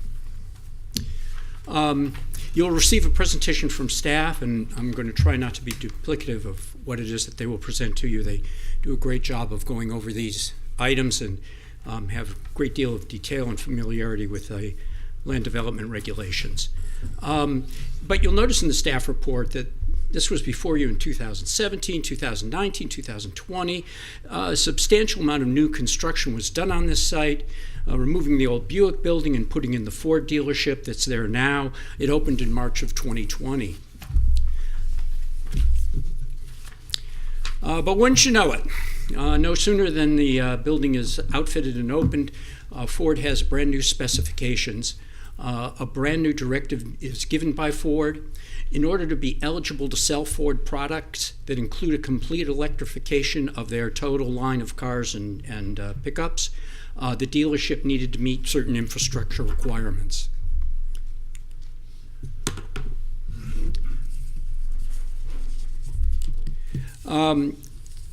So this directive comes out in 2022, and as I said, Greco just rebuilt in 2020, but now we've got to do a complete refurbishment to the site, and there is no arguing with your manufacturer. And we certainly don't want to argue about electrification of vehicles. This is something that we've all been looking forward to, and in fact they've been working on for quite some time, but now the details come out. So the process of redesigning began. The new construction had to allow for the servicing of new electrification platforms, that's a mouthful, including hybrid technologies and electrified chassis. And the showroom had to be equipped so as to display their new line of vehicles. What this means is a building built to a similar design to the building that's up there, and to the one that was completed 2 years earlier, but an increase in size, obviously. It's important to point out that 2 of the floors of the structure of the new building that we're building are to accommodate parking, most of which was lost as a result of the building footprint, where the open parking lot is today. But under local codes, the floor area of a parking structure is counted in the same basis as if it was air-conditioned enclosed space. So the building area increases by 30%. Am I clear on that? It's not a 30% increase in the total dealership. We have to replace things that we're obviously putting the building on. And this means that Code Section 4.410H2 will apply, and I'll explain that later. That's some of the things that we'll have to deal with tonight. So we're going to ask you tonight for three things: a level 3 site plan modification. That's to allow for this new building B. A waiver for the bicycle showers that I'll explain. A landscape plan, and an architectural elevation approval. So, when completed, the new building will mirror the present building in style and presentation. And you'll notice there's a walkover bridge behind it. Well, actually, it's a drive-over bridge behind it. That connects the two buildings together. So they obviously are of similar floors, similar height, and similar architectural elevations. So let me start with the level 3 site plan approval. The requirements, as the staff will go into, and I'm sure you'll see some detailed pictures in their presentation, they are manifold. First, the land use map is consistent. There's no question on that. Next, all concurrency requirements are met, and then there's concurrency for water and sewer and drainage and street and traffic and solid waste capacity. Schools and parks don't apply to a commercial designation such as this, but everything else is met in terms of concurrency. There are findings in the staff report about consistency with the comprehensive plan. Let me point out two important ones to you. So there's two specific policies, one under policy 2.5.1, and it states that this particular area, and those of you who know the history of dealerships in Delray, and this part of South Federal Highway is where most of them are, that this area, and it actually uses these words, will accommodate automotive dealerships. So we meet those, we meet the consistency with the comprehensive plan. Then there are findings on building, design, landscaping, lighting, pedestrian, bicycle, and vehicular connection. That has nothing to do with the showers. We'll get to the showers in a moment. Open space requirements. Now that is important. We didn't want to reduce open space requirements, so we sort of had a place where we got to put the building, and think of it as a Rubik's Cube. We'll talk a little bit about that later. Obviously, we're compatible as to use. We're compatible as to intensity, neighborhood safety, stability, traffic and accident prevention, and energy efficiency. They're all dealt with in the staff report. There are always minor details in the staff report, and obviously the staff is making its presentation today, but you will see that we have hit the benchmarks. There's even more specific ordinances that apply for height, setback, outside display, ballpen parking. You need trigonometry to do ballpen parking, by the way. Customer and employee parking, location requirements for the body shop and the service space. They have to be certain distance from the residential areas, and there's no waivers about that tonight. Everything is being moved around to make that all happen. Then there's operational restrictions, loading zones, lighting compliance, and photometrics. We are not asking for anything of those. Our design team, and Greg Molina is here tonight to talk about it if you need it. Our design team put all of that together. So on top of the directives from Ford, because Ford hands you some detailed specifications and say do it this way, as to the functionality of the building, there are approximately 30 additional standards of ordinances, location standards, operating standards that we meet under the local code. We are happy to meet them.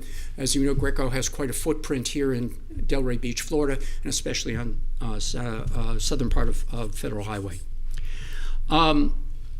The staff report treats us with a great deal more detail. They'll make their presentation to you.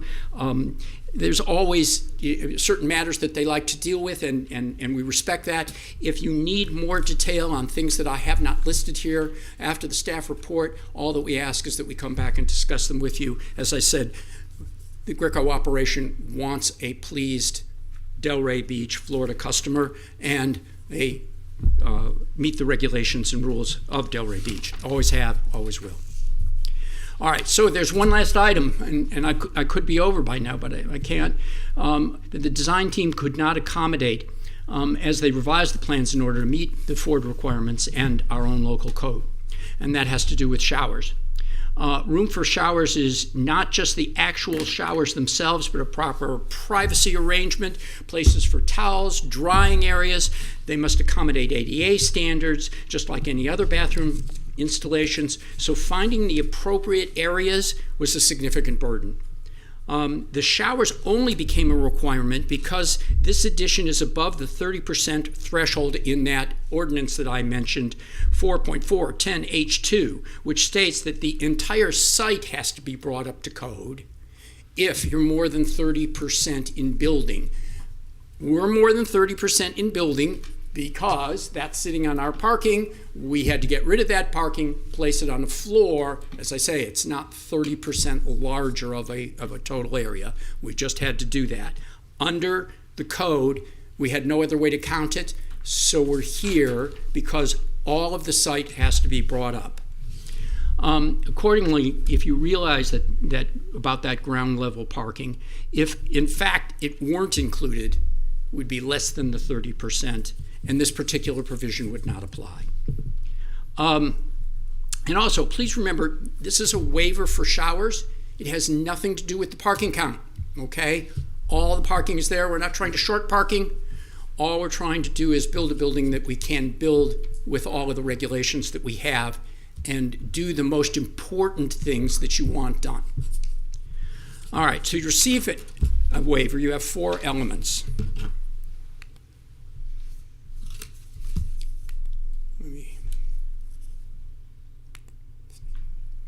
There we are. Now, you just heard about a waiver, and that waiver had to do with CBD, completely different set of elements. I didn't design the code. You guys get it. If you're in CBD, you have one set of elements. If you're somewhere else, we have another set of elements. So these are our elements. First, it will not adversely affect the neighboring area. Well, obviously, this has to do with the configuration of the internal lavatories. And under those circumstances, it can't have any impact on the neighboring area. Second, they should not significantly diminish the provision of public facilities. Once again, this isn't for the public facilities. At best, this is for employees who might use it from time to time, so it's not going to diminish the provision of public facilities. Third, it should not create an unsafe situation. Once again, safety has nothing to do with it. In fact, if you consider the statistics on showers, it probably increases safety. Fourth, it does not result in the grant of a special privilege. That's always a tricky one. It's always a tricky one to explain. I'm sure the city attorney has heard many arguments about the special privilege. In that regard, once again, it's not a variance, it's a waiver. It only applies in this particular situation because the building is being added and parking is being replaced, and that puts us over the 30% threshold. I am sure if another significant business in town were to increase its size and have an analogous situation with a manufacturer making insistence on the improvements that they're making, something like this would be viewed in a similar light. It's not special to us. And you also have to remember that granting any particular waiver is not a precedent for any other waiver. It always depends on the particular facts. And if you think about the particular facts in this situation, what we're doing is we're placing something down on a parking lot. We're constrained by that. We have a very sizable 25%, 1/4 of the site has to be open space and pervious. We can't touch that. We don't want to touch that. We have the requirements of Ford. We have the height restrictions. We have to have a certain amount of space for the floor plan. And then I haven't named all of the things that are required in order to place this box in its right place. We tried to fit it, we tried to make it happen, and quite honestly, when we had the additional space for showers, that threw off all the other calculations and would have forced us to a redesign that probably would have meant a compromise in something far more important than showers inside a building along Federal Highway, a major traffic corridor. as the staff report says, and this is a quote from the staff report, please consider whether grant of the waiver aligns with the broader goals of the land development regulation, which aims to support alternative transportation options and sustainability. And we do think it aligns with that. Okay. Now, our last items are architectural plans and landscaping. Now, the good news about this is basically all you're doing is doing what we've done before. There was a lot of hard work on when we saw you in 17, 19, and 20 on making the right compromises with respect to the buildings so that Florida Avenue and the residential neighborhoods to the east would be appropriately addressed. For example, the setbacks, the walls, and landscape planning beyond the walls is greater than what's required under the code. That was done for the express purpose of making sure everything would fit. So, as to landscaping, it has undergone the technical review by staff. Any comments were adopted. We're not asking for any change or anything different than what they asked for. If there was dead material, it's being replaced pursuant to applicable mitigation standards. As to the architectural elevations, I can't believe you would really want something other than what you're going to have there. Here's what the two buildings will look like once they're up and done, with the bridge in the background. That's looking from Federal Highway. If you've been by there, I hope you find it to be a pleasing building. Certainly Ford wants it to draw in customers. I think you'll continue to find it a pleasing building. As I say, the only thing that's happening is we'll be missing ground level parking. So they blend, and it obviously meets the design guidelines because it met the design guidelines 2 years ago when they put up the first original building. There doesn't seem to be any controversy about it. So under those circumstances where basically we're just making this bigger in order to meet the requirements of Ford manufacturing. You can't let the Chinese get ahead of us on electric cars every way. And putting it in the box that our code requires without asking for any kind of change in conditions. Believe me, this came as a surprise that we would have to undergo this kind of redevelopment of the site in order to meet these regulations. Without moving any of those needles, all we were really asking for is that we be able to save this space internally so that we can make this work. I think under the situation where, Chairman, I understand your comment about, we shouldn't ask for it just because we need it.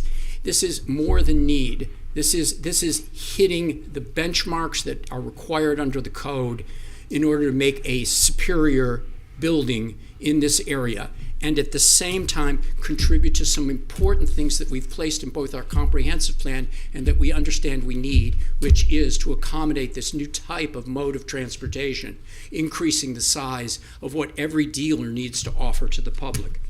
So I'm hoping under those circumstances that you will grant those requests. We are definitely here to answer any questions that you may have. I look forward to the staff report. We'll take notes if they have any major concerns with respect to the plan that's offered. Thank you. Thank you, Mr. Weiner. Ms. Rodriguez?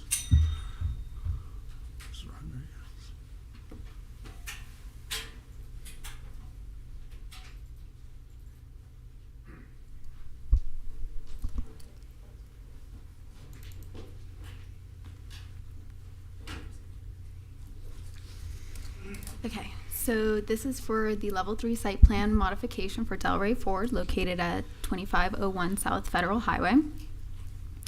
The property has a land use designation of general commercial and is zoned automotive commercial. To the north is planned commercial and multifamily residential. To the south is automotive commercial and RM. And then to the west is, again, automotive commercial. And to the east is residential RM. Existing on the property is a full-service automotive dealership. The existing development, referred to as Building A, is 4 stories and 222,104 square feet. Building A was completed in 2020, and the previous modifications have been approved since, including increasing of building square footage, landscape modifications, increasing of service bays, and the revisions to the facades.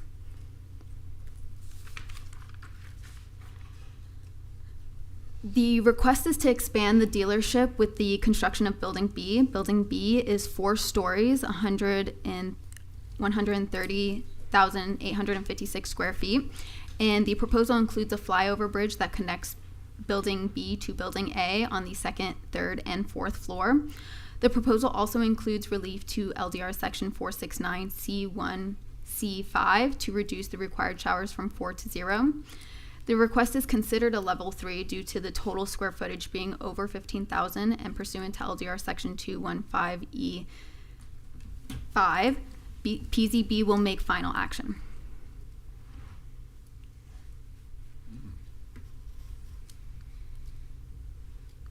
I'm sorry, it was E6, not E5.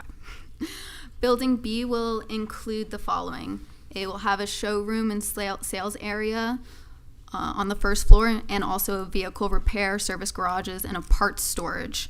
The 2nd floor will include an employee break room and the parking garage, and then the 3rd and 4th floor will comprise of a parking garage. The overall total gross floor area will be increased from 225,204 to 352,960 square feet. Analysis of the LDR Section 311 is as follows. The GC land use and AC zoning are consistent, and the automotive dealership use is allowed on AC. The water and sewer system are provided on site. The existing water force main between Building A and B had conflicts with the flyover bridge and is proposed to be rerouted around Building B. The drainage is provided on site. TPS standards have been met. Development is expected to generate 1,624 tons of solid waste annually, and the Solid Waste Authority has confirmed its facilities have sufficient capacity until 2054. The proposal is consistent with the goals and objectives and policies of the comp plan, specifically Objective 2.5, which recognize that the automotive dealers and auto-related uses are local legacy industries with unique impacts that require appropriate and strategic locations. The proposal meets the development standards in 434K, including height and setback. The proposal also meets the requirements in LDR Section 4410G, including the following. No modifications to outside display, and the existing configuration complies. The service bay doors are not oriented towards the adjacent residentially zoned properties. Offloading is located to the rear of Building A and complies with the 100-foot separation requirement from the adjacent residentials. And no new light fixtures are proposed, and the photometrics comply with both 4410G6 and 468. As for parking, the entire site is required to have 314 spaces, 63 of them being for service, and then to correct on the staff report, it's 157 for employee and customers. The proposal provides 377 parking spaces, 105 of them are for service, 176 of them are for employee and customer, and the remaining 96 are for display. It's also to note that the 669 bullpen inventory spaces are not included in this calculation for the required total. As for bicycle parking, the project is required to provide 5 Type 1 spaces and 4 Type 2 spaces and showers. The proposal provides 6 Type 1 spaces, 4 Type 2 spaces, but no showers. The applicant has requested relief from the required showers. The requested waiver is to LDR Section 469C1C5, which requires 4 showers. The request is to provide 0 showers, and the board should consider the following. The site expansion does trigger the requirement to bring the site into compliance, and currently Building A operates as a legal nonconformity without any Type 2 spaces or showers. Does the granting of the waiver align with the broader goals of the LDR, which support alternative transportation options? Does the applicant justification sufficiently,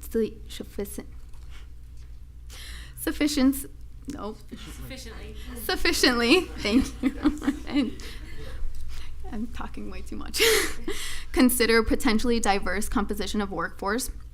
Does operational realities of the automotive dealership warrant granting of the waiver?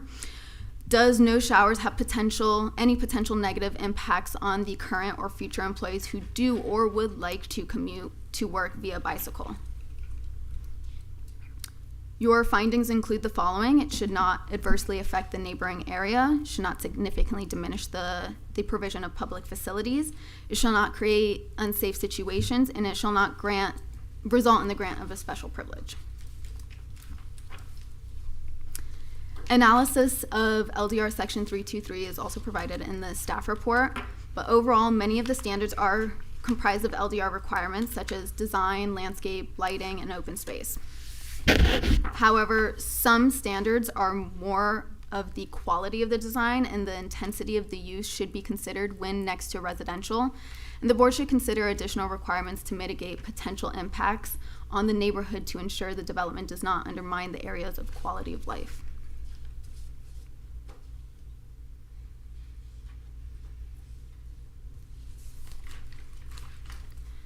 As for landscape, the proposal includes the removal of 4 pigeon plums and 1 dead royal palm. The removed trees meet the mitigation standards in section 4619 by replacing either by total DBH for the canopy trees or palm for palm. The perimeter landscaping is to remain the same with the addition of 4 trees on the northwest corner and 2 trees on the northwest corner. Northwest corner and the northeast, 2 trees on the northeast corner. The proposal includes the foundation planting around building B and the dumpster to the rear of building A. The proposed trees include the solitaire and date palms and pigeon plum trees.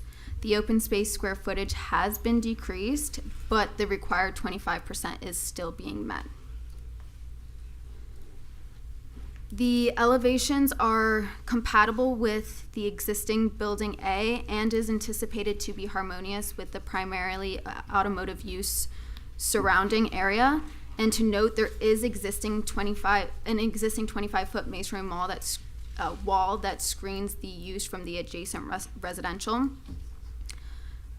For your elevations, your 4618E criteria for board action, it should be with good taste and design. It should not materially depreciate the appearance and value of the area, and it should be in harmony with the proposed developments.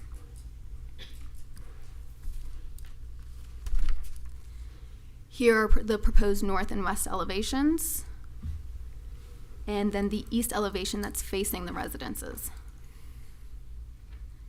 These are your board actions, and this concludes my presentation. Thank you. At this point, is there any public comment? I don't see any. Is there any rebuttal or cross-examination by either staff or the applicant?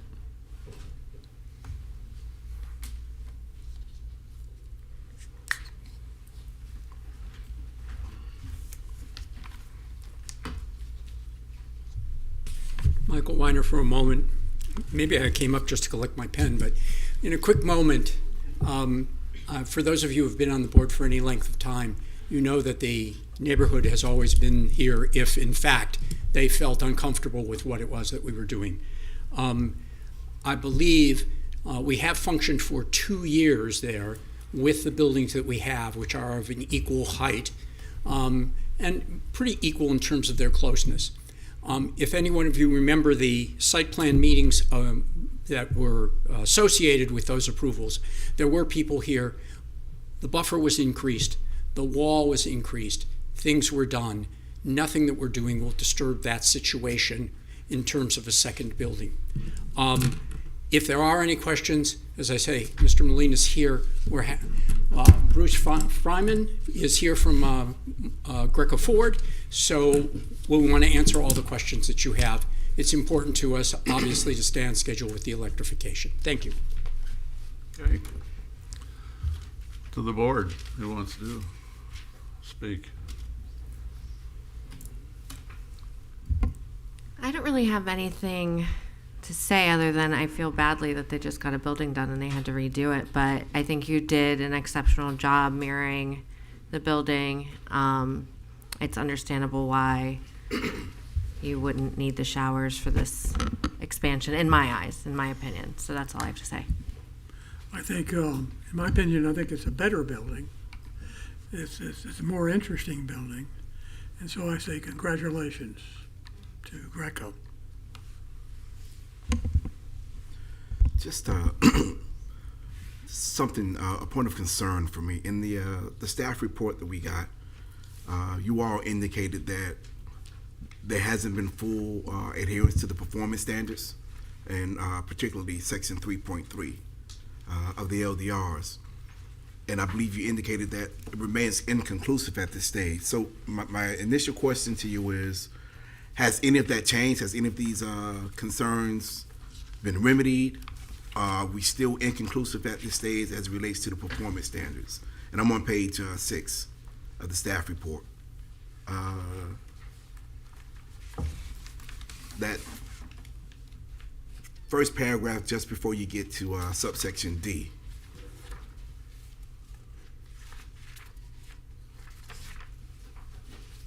In conclusion. Oh, I see what you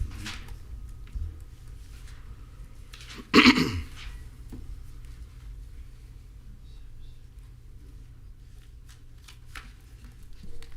Sorry. Yeah. For the record, Rafiq Ibrahim, the principal of current planning.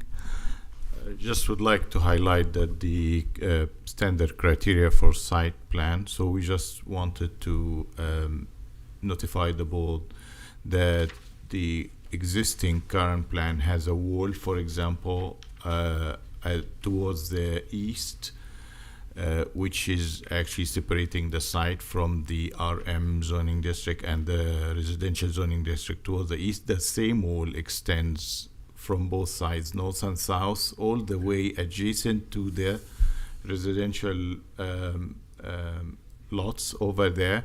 So this was actually built with the existing site. So right now we are increasing the intensity of the site. So just for the board to consider if the board would see any other measures are needed or no.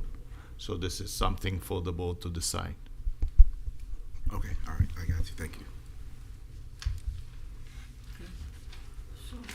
I'm just a little confused because I don't know enough, but so currently it is not in compliance just the way it is with regard to showers, is that correct? When did the shower requirement happen? Obviously it has to do with people commuting to work and wanting to shower before they go to work, but what time frame did the shower requirement happen? So it looks like when Building A was constructed, there was no shower or type 2 spaces placed into the building. Although the size requirement did require that. It would have required that.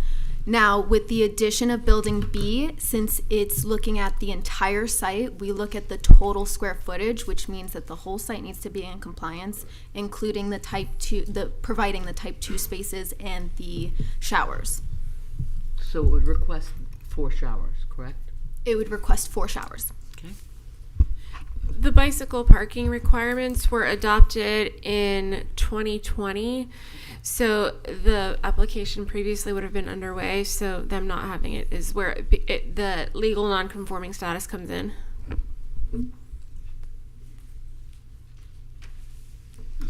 Anything to add? The only thing that I would add is that obviously bringing it up to code meant that everything else was remedied. We just could not remedy this last particular brand new provision of the code. Oh, I'm sorry. Yeah, no, please go ahead. When we addressed item 8A, there was an issue regarding the waiver of that, if I'm not mistaken. And that was a separate vote, or a separate motion, if I'm not mistaken. But I'm looking here, I only see one motion before. So is that waiver all inclusive in this motion? Okay. Yes, so the waiver will be full, and the site plan is all enacted in one motion. Okay. Yeah, obviously the shower provision, I'll start by saying the building's great. You guys are doing a good job. We like Greco, and you know, it's good service to the community, and understand that you're put in a position by Ford where you have to do something. And I think the building's good. Regarding the showers, obviously the point of the shower is for people to commute to work to be able to have a shower. A couple of points, and it's confusing to me personally. Yeah, the city is working really hard to promote pedestrian and bicycle use over automotive use, which kind of distracts from your business, but at the same time, there's got to be some realistic things. It just occurs to me, how many employees of an automobile dealer are going to bicycle to work? A couple of porters, maybe. Yeah, I mean, most people are going to, if you work for an automobile company, you're going to have a car. But on the other hand, can't you get one shower in?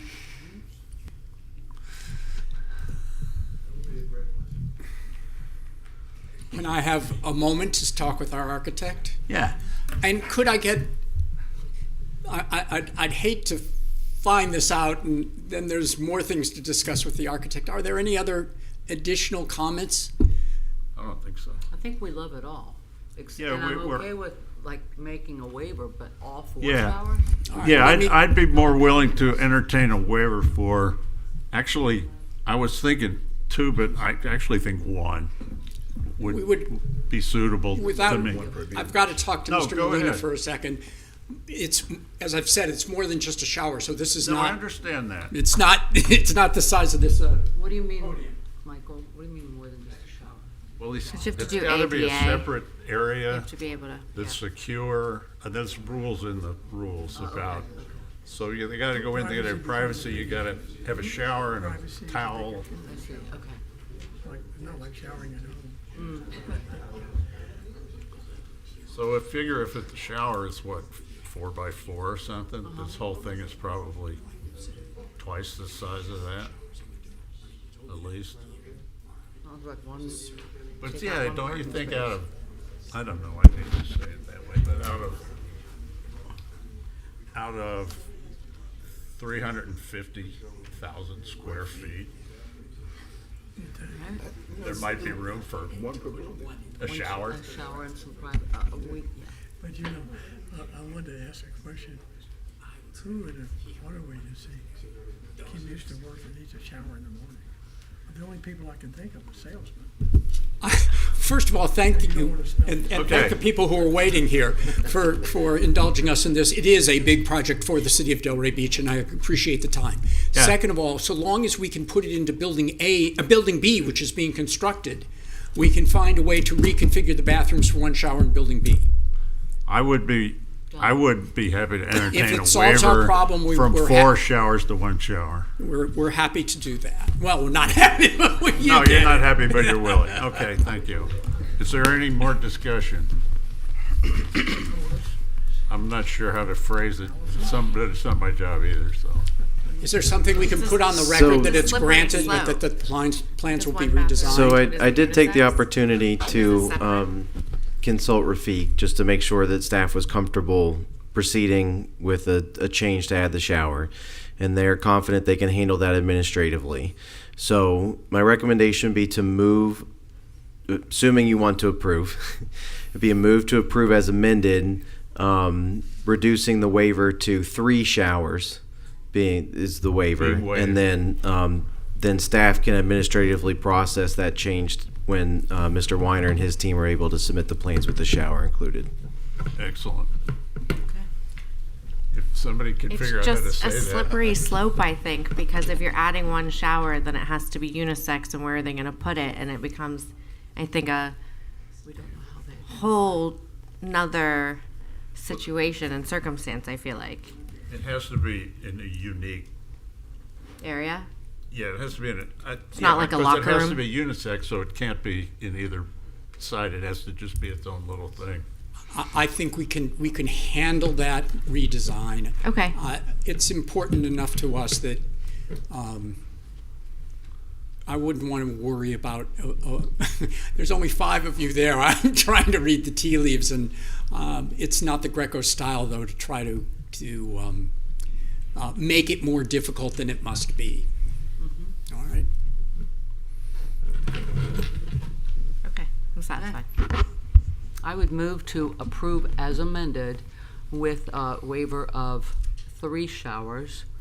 The level 3 site plan modification for Delray Ford located at 2501 South Federal Highway, including a landscape plan, architectural elevations, and waiver of 3 showers to expand the dealership with the construction of 4-story building with 3 floors of parking garage connected by a flyover on the 2nd through 4th floor to existing structure by finding that the request is consistent with the comprehensive plan, meets the criteria set forth in the land development regulations.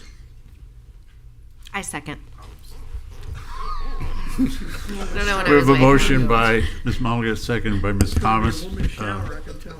Miller, call a roll, please. Judy Malika, Yes. Chris Brown, Yes. Deidre Strong, Yes. Allison Thomas, Yes. Jeffrey Musselman is absent, Mitch Katz absent, Greg Snyder. Yes. Thank you so much for your deliberations. Thank you. Thanks for your Of course. presentation.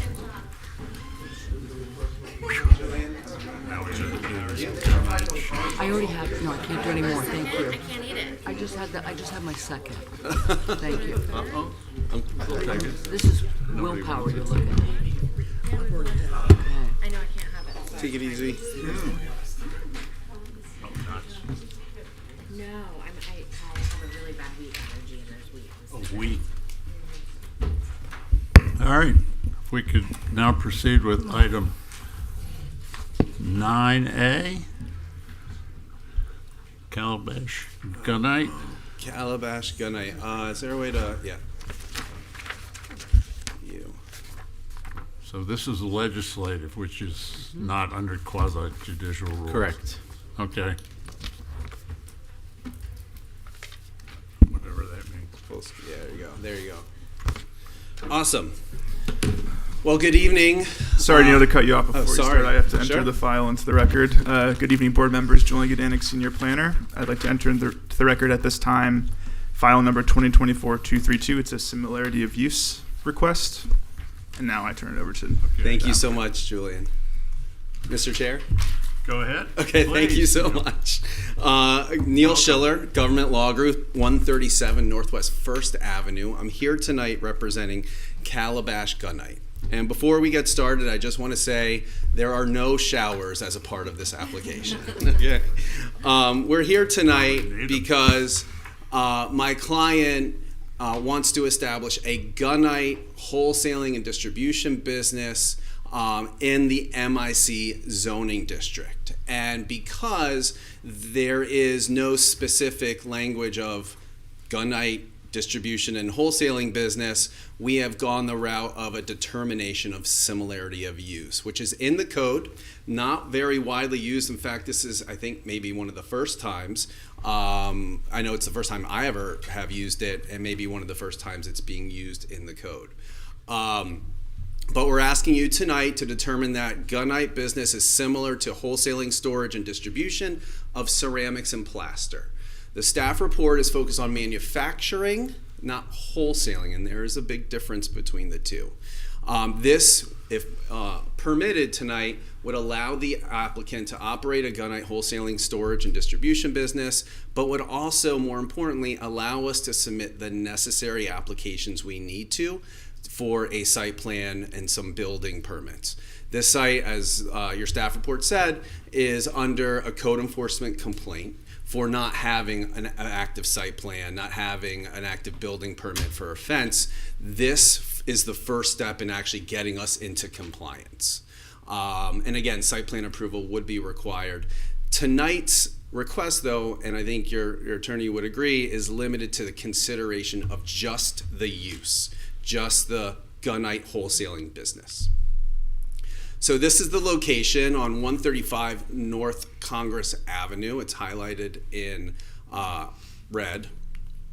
It's a somewhat industrial area, and I've highlighted other uses in the area.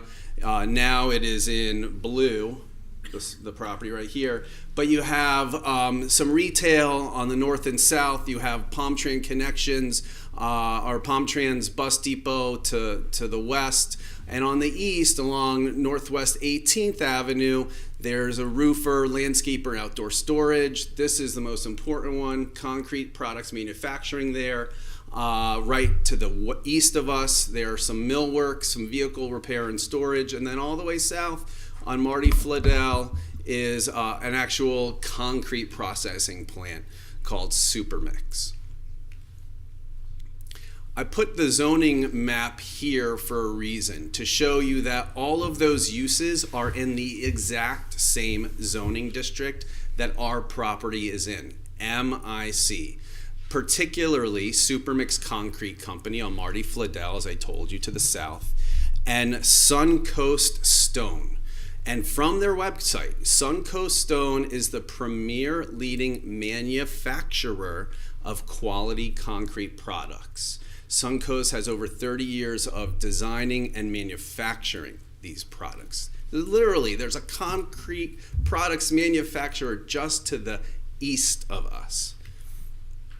This is a current aerial of the site, and I'm going to walk you through the business operation, or I will walk you through the business operation, of the site. But you can see North Congress on the west, Northwest 18th Avenue. There is an ingress and there is an egress. There's some paved parking there. I will get to sort of the different aspects of the site. So as far as determination of similarity of use, here is the code. Where the director finds that the requested use is not identical but has similar characteristics to allowable uses. And the code specifically allows you, the Planning and Zoning Board, to authorize this determination of similarity of use. So again, we believe very strongly, and hope you will at the end of our presentation, that gunite is wholesaling, storage, and distribution is similar to the wholesaling, storage, and distribution of ceramics and plaster.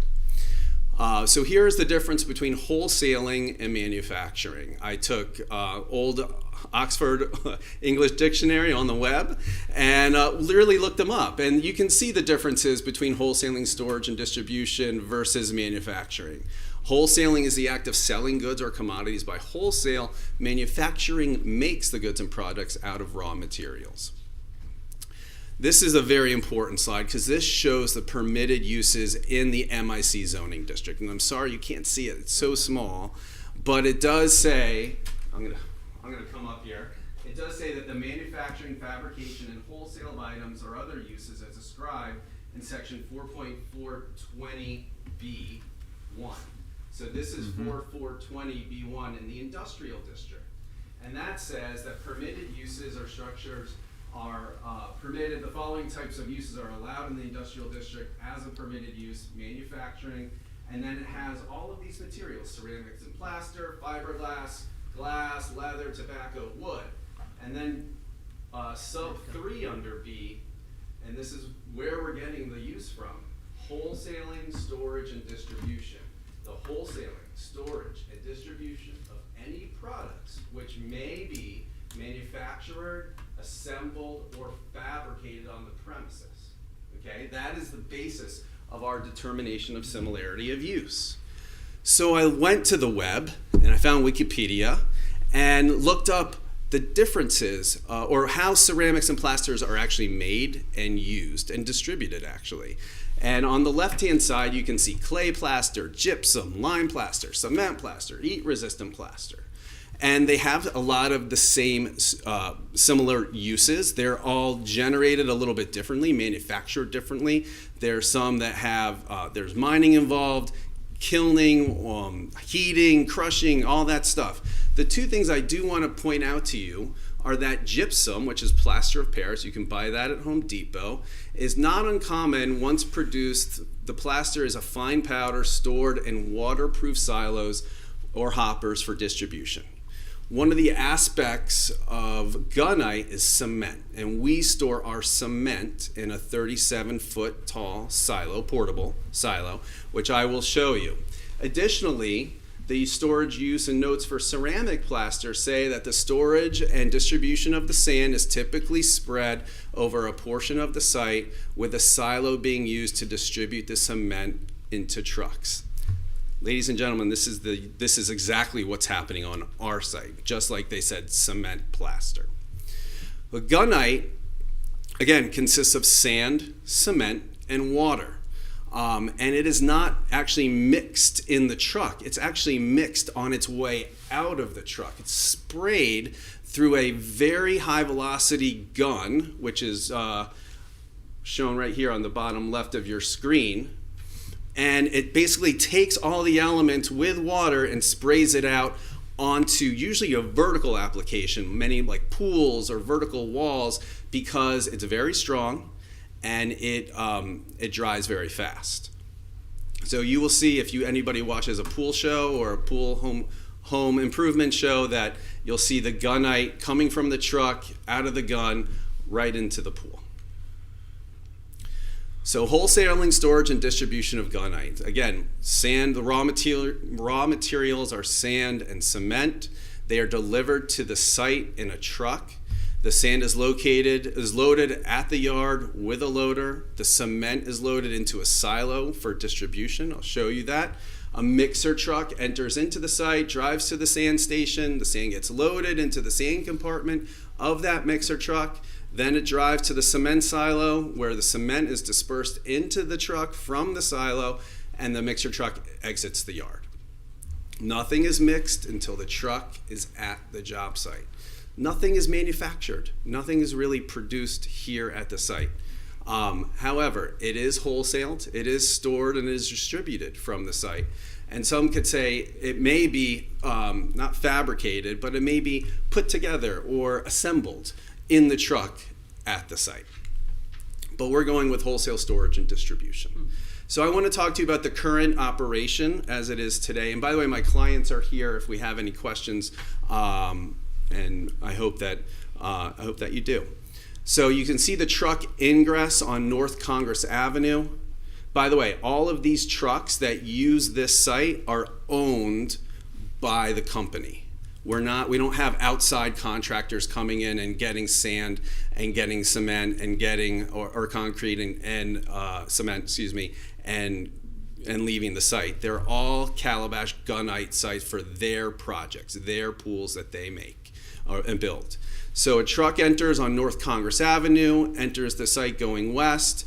It turns around by the sand loading station where it gets sand, loaded by a loader. It comes around again to the cement loading silo here, and then it enters, and then it exits the site. So it goes from here all the way around to the sand station, to the concrete silo, which is here, and then it exits the site on Northwest 18th Avenue. With your approval tonight, hopefully, and we get to a actual site plan, this is what the site plan would look like. Again, we still have that ingress and ingress from Congress, so the truck can go straight through, hit the sand station, hit the cement silo, and a truck wheel wash to ensure that we're not taking dust out of the property onto Northwest 18th Avenue. You'll see when the trucks are not in use, they're actually stored on site, and you can see the landscape buffer that we're proposing, which is substantive to ensure that our neighbors really aren't bothered. But again, this is just for your education and knowledge. The use is really is the issue tonight. I did mention a 37-foot portable cement silo. This is a picture of it. It's big. We couldn't fit it all in one frame, but I do want you to know that in the last 2 weeks, when we had 2 hurricanes threatening our area, that cement silo obviously was put down and is easily be able to be moved. It's portable, and to be laid on its side in case there is a weather event. But again, that silo, if we were to be approved tonight, would get go through the site plan approval process. So, I've talked a lot about gunite. I haven't really talked about concrete products manufacturing. I did some research on that, and I went to cement.org, one of the leading trade associations for cement and concrete manufacturing. And here is, I cut and paste from their website the different aspects of the cement products manufacturing. It starts with quarrying. It goes to crushing. None of that is happening on our site. Then you grind, mix, and blend. That's not happening on our site. Preheating. A lot of concrete is, all concrete is made with a kiln or a heating process. We don't do that. We don't have any heating any heating facilities on our site. We have no kilns on our site. We don't have a forming clinker on our site. We don't have anything to cool down the material on our site. We do control emissions. We do have general air permits from Florida DEP and from Palm Beach County. And we control the dust and particles from escaping the site. And we have to have that permit because of the concrete silo that we have on site. Again, as part of the manufacturing, pulverizing. No pulverizing or grinding occurs on site, and trucks actually do leave our site fully loaded with materials in separate bins to go to the job site. I wanted just to point out that, and this is education for me, there are gunite mixer trucks, specific trucks to mix the sand and the cement in the truck as it's going out to the job site. And this is what one of those trucks looks like. It's about $750,000 for a truck. $280 for one. All right, so it's still fairly expensive. And again, this is right from the manufacturer. Our onboard digital controls and cement speed verification ensure that you get the exact mix that you require. And I highlighted that to just show you that these materials are mixed in the truck. They're not mixed on site at the Calabash Gunite site. And again, we have 9 trucks that are used in the wholesaling of, it says Unite, but it should have said Gunite. I'm sorry about that. Environmental permits. So I did a lot of research on our environmental permits. In fact, we submitted these to the city as part of our code enforcement, one of our code enforcement hearings. I just wanted to point these out. Again, this is for the cement silo. That's why we have to get an air permit. But it also, in our permit, it says, as facility description, a gunite truck loading yard consisting of cementitious storage silos, sand storage bins, office, and parking areas. They take the environmental permits extremely seriously. If we are not in compliance, we'll be shut down. It's as simple as that. And so, whether or not this use was correctly established on the site, we were responsible enough to get these air permits because we had to, and because it's good business, and we're not a fly-by-night company. We've been doing this for many, many years. The reason that concrete or cement silos are required to have an air permit is because the manufacturing of concrete amounts to 8% of the world's global emissions. And that there have been a number of different steps taken by concrete products manufacturers to lower those global emissions. And I say that because we are not a concrete products manufacturer. That our site is not emitting 8% of the carbon footprint emissions that the industry is. We're just not. We have sand on the ground, cement in a silo, and trucks driving through the site. So again, the cement silo is the source for potential emissions. However, it's completely permitted by the state of Florida and Palm Beach County.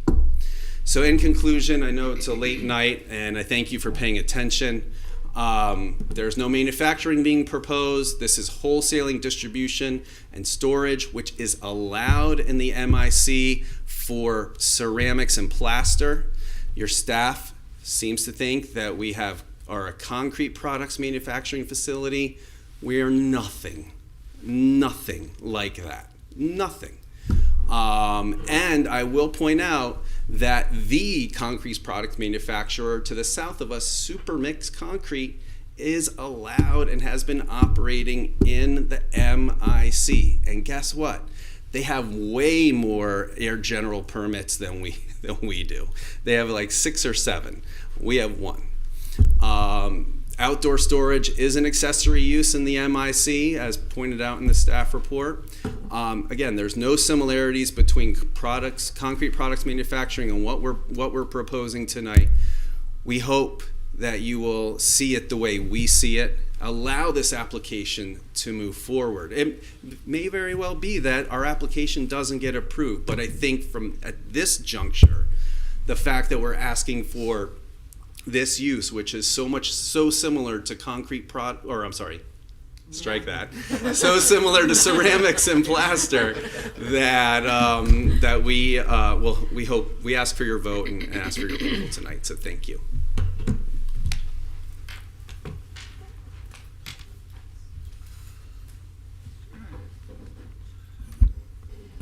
Just getting at it.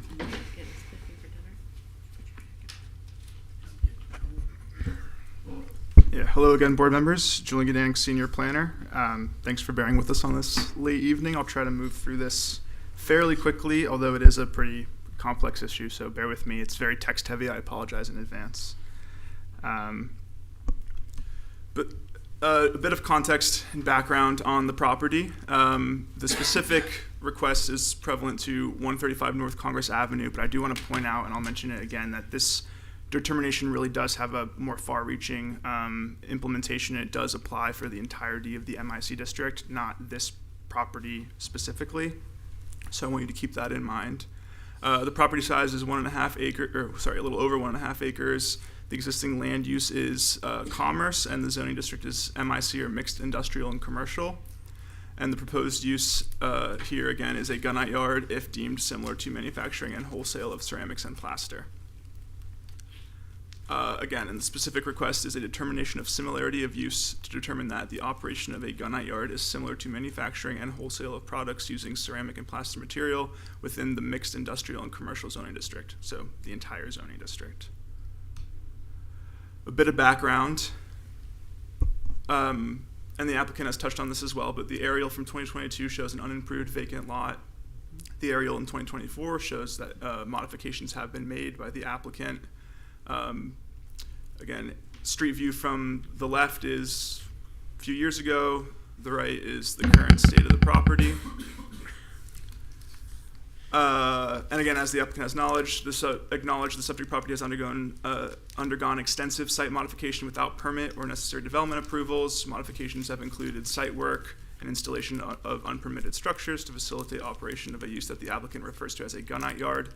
The only reason I put that in quotations is because that term is not referred to in our code, so that's the only reason why it's the applicant's term. That's why it's in quotations. That's included leveling and grading the site without civil engineering review and installation of a cement storage silo without building division or zoning review.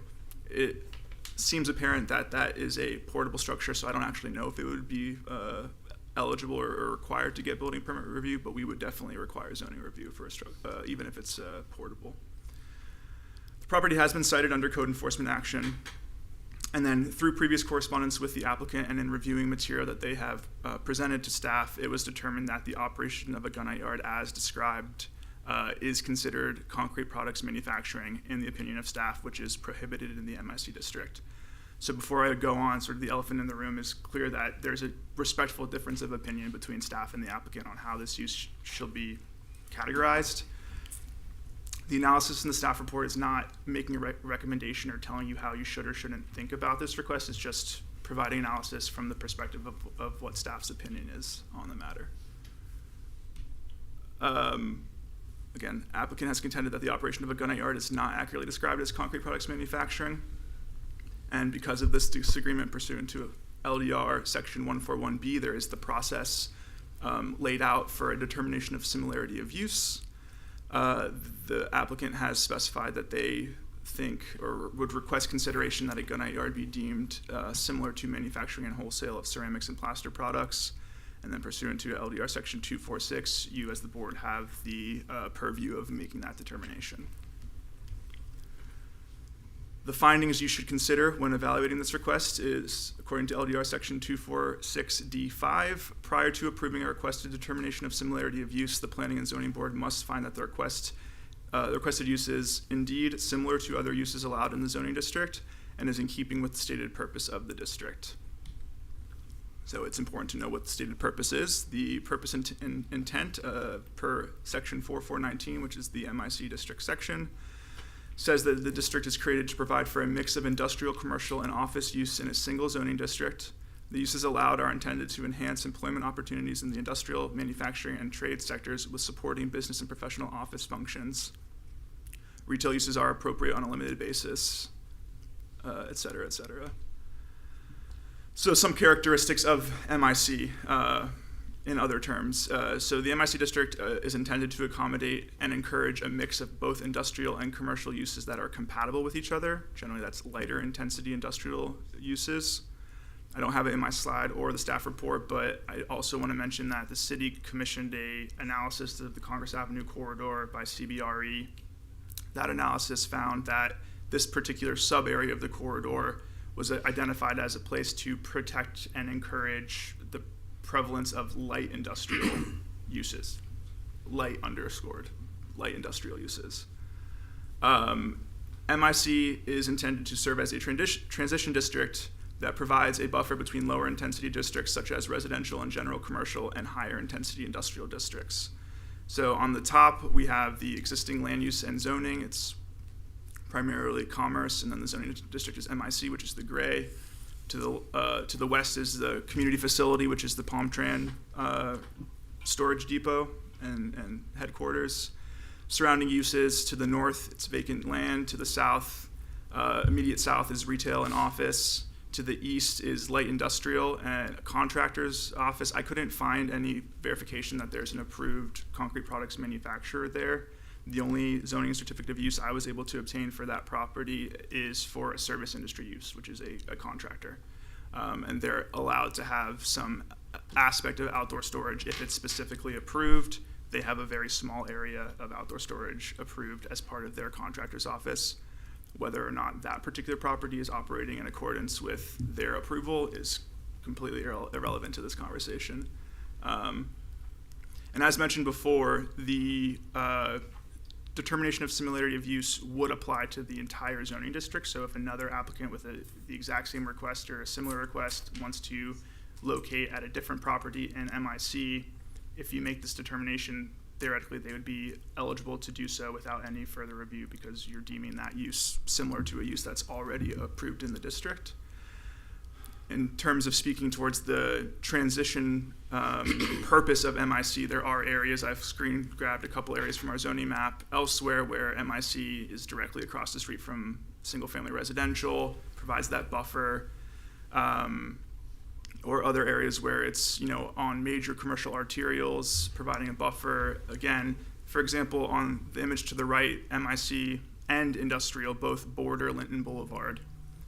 A concrete products manufacturing plant that wanted to be located on Linton Boulevard would have to go through the additional scrutiny of a conditional use review. So the Planning and Zoning Board and Commission would have the discretion to say, no, it's not appropriate on Linton Boulevard.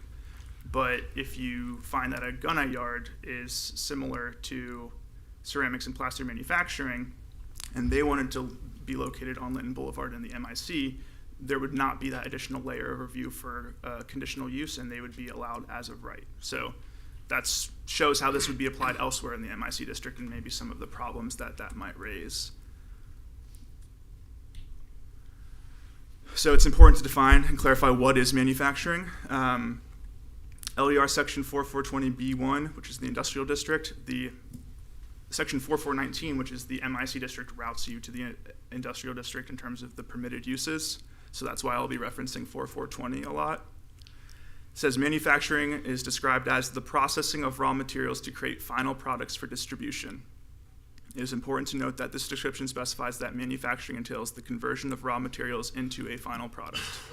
If a use only involves the distribution of raw materials but not the conversion of raw materials into a final product for distribution, the use does not meet the definition of manufacturing. The defining characteristic of manufacturing per the LDR is that a final product is the result of processing of raw materials. So, to be manufacturing, you must result in a final product. As the applicant stated, in their description of the use, the business sells the raw materials for Gunite and loads the trucks for their customers. There is no manufacturing, processing, mixing, or alteration of the raw materials on site. Consideration for the board: is it appropriate to deem the operation of a gunite yard as being similar to manufacturing when the applicant says the use does not entail manufacturing? They did clarify in their presentation that they don't consider themselves manufacturing. They're prescribing themselves as wholesale and distribution. Section 4420 also addresses wholesale and distribution. It says, quote, "The wholesaling, storage, and distribution of any products which may be manufactured, assembled, or fabricated on the premises are permitted." So again, it implies, or doesn't imply, it literally states that items that are eligible for wholesale and distribution are products that are manufactured on the premises. The defining characteristic of wholesaling per the LDR is that the item being distributed is a product that is the result of manufacturing, fabrication, or assembly that occurred on site.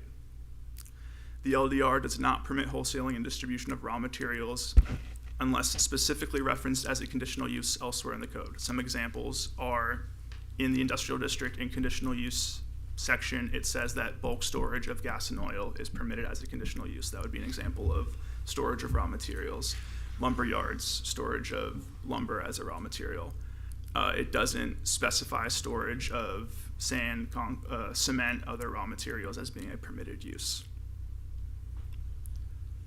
Storage of materials is permitted as an accessory use in conjunction with the service industry uses that, again, examples would be a contractor or a landscaper, amongst other things. However, in that case, an office use must be the primary use and storage must occur indoors unless outdoor storage is specifically approved in a specified location through site plan or some other approval process. Accessory meaning incidental and subordinate. It cannot be the main use that occurs at that location. Let me take a sip of water, I apologize. So now, defining and clarifying what ceramics and plaster is. Our code doesn't really define them, so I had to look elsewhere.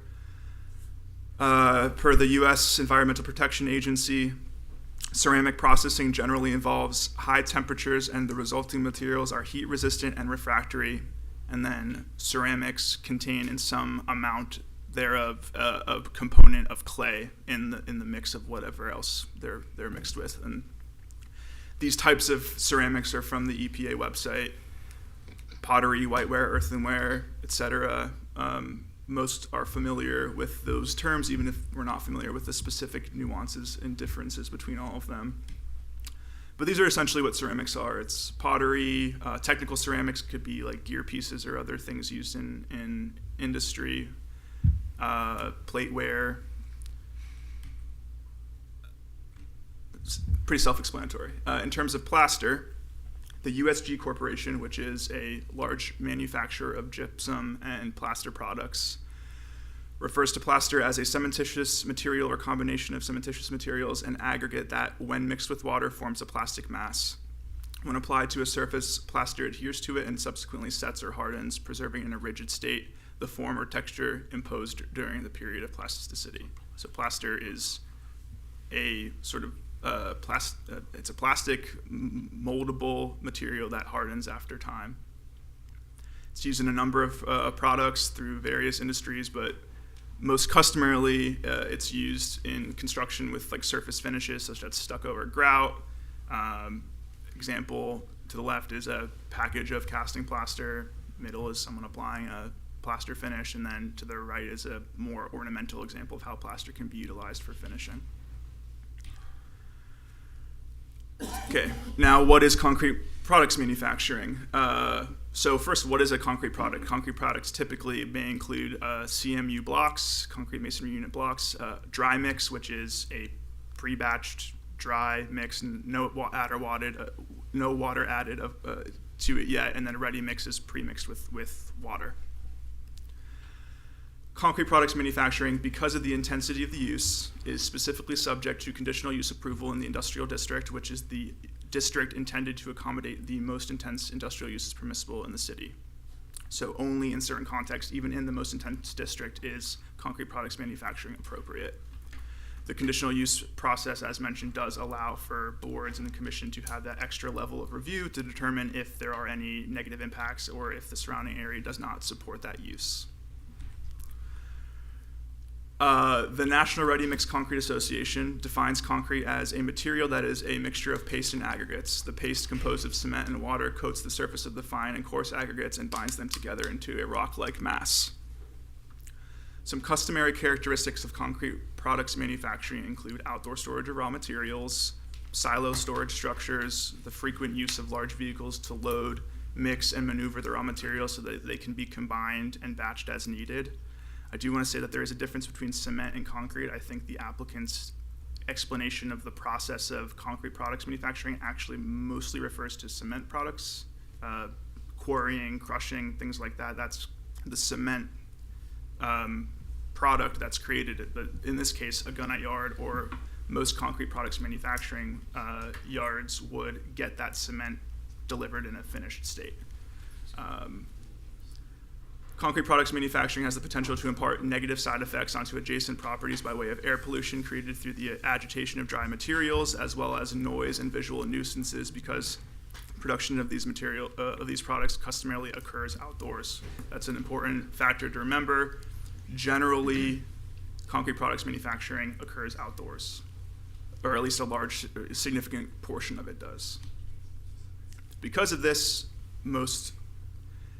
all concrete type manufacturers and batching plants are required to get permits from the Department of Environmental Protection for air quality reasons.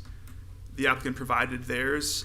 Calabash Gunite has a permit from the Florida DEP that specifically refers to their property as a concrete batching plant.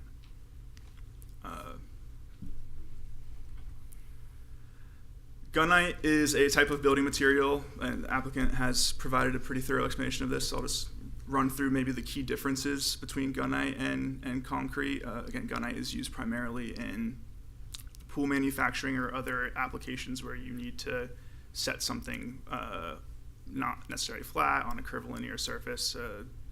Key differences is that gunite is exclusively comprised of small aggregates, whereas concrete generally contains large and small particles. Concrete is typically pre-mixed with water prior to application, whereas gunite is not. It's mixed with water during the act of application through a high-pressure hose. The U.S. Concrete Products is a manufacturer of gunite. This is an example of their product. They refer to gunite as a microsilica modified pneumatically applied concrete. So they also refer to gunite as concrete.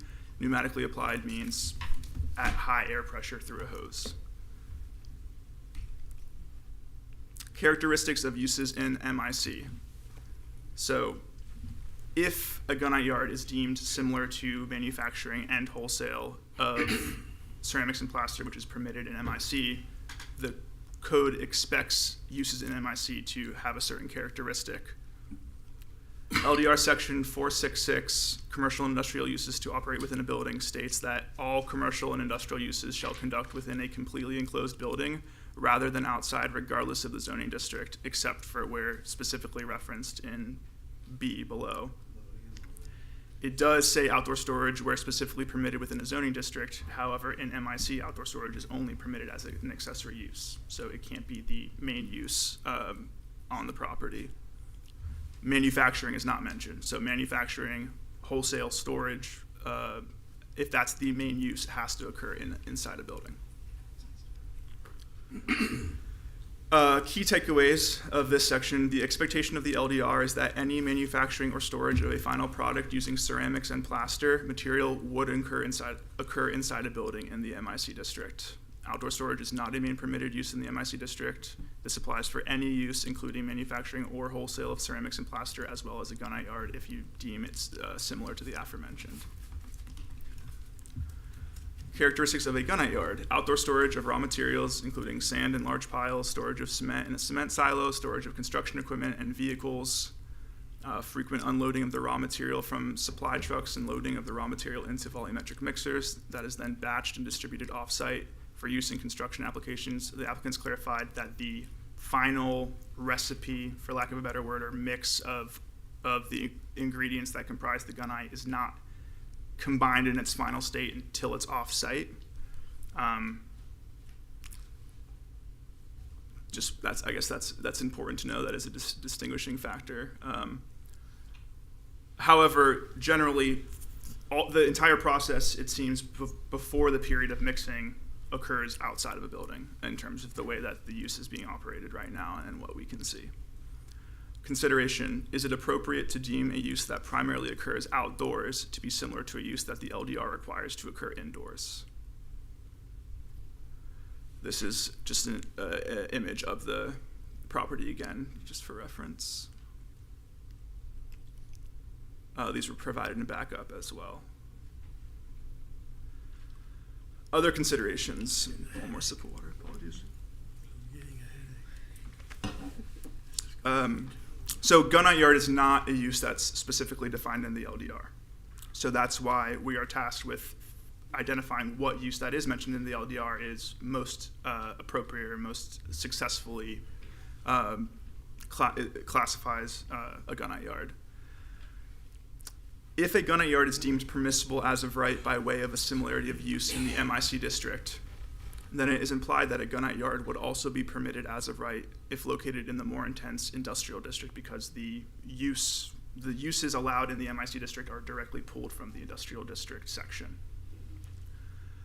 There could exist a scenario where a concrete batching plant that produces a dry mix product of concrete requires a conditional use in the industrial district, but a gunite yard in the same district, industrial, is permissible as of right.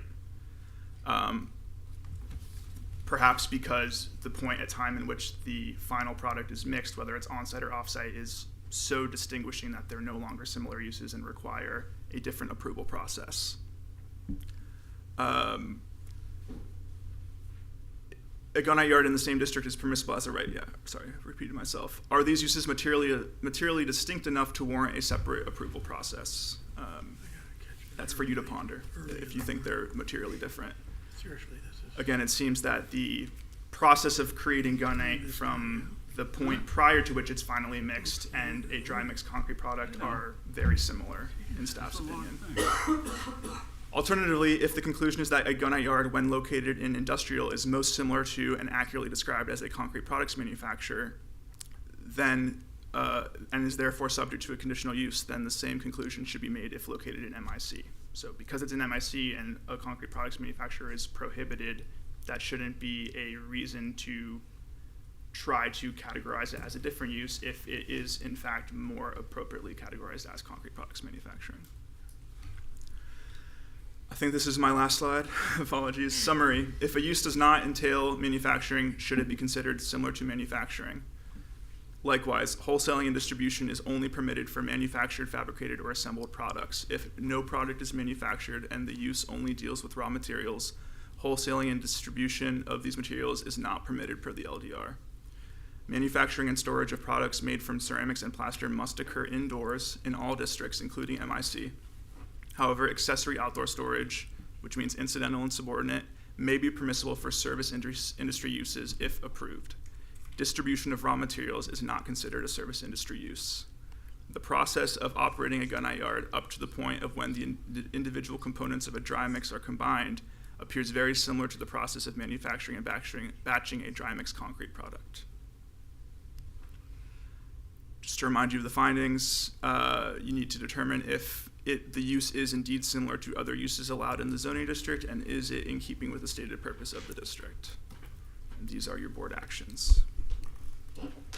Any questions? Happy to answer. Okay. Do we have any, I don't know, we don't have the quasi rules here, but do we have any? It's legislative, so you could begin board discussion if you want, but you also have discretion to allow the applicant or staff to. Yeah, that's what I wanted. Does the applicant want to have any rebuttal, or, and does this,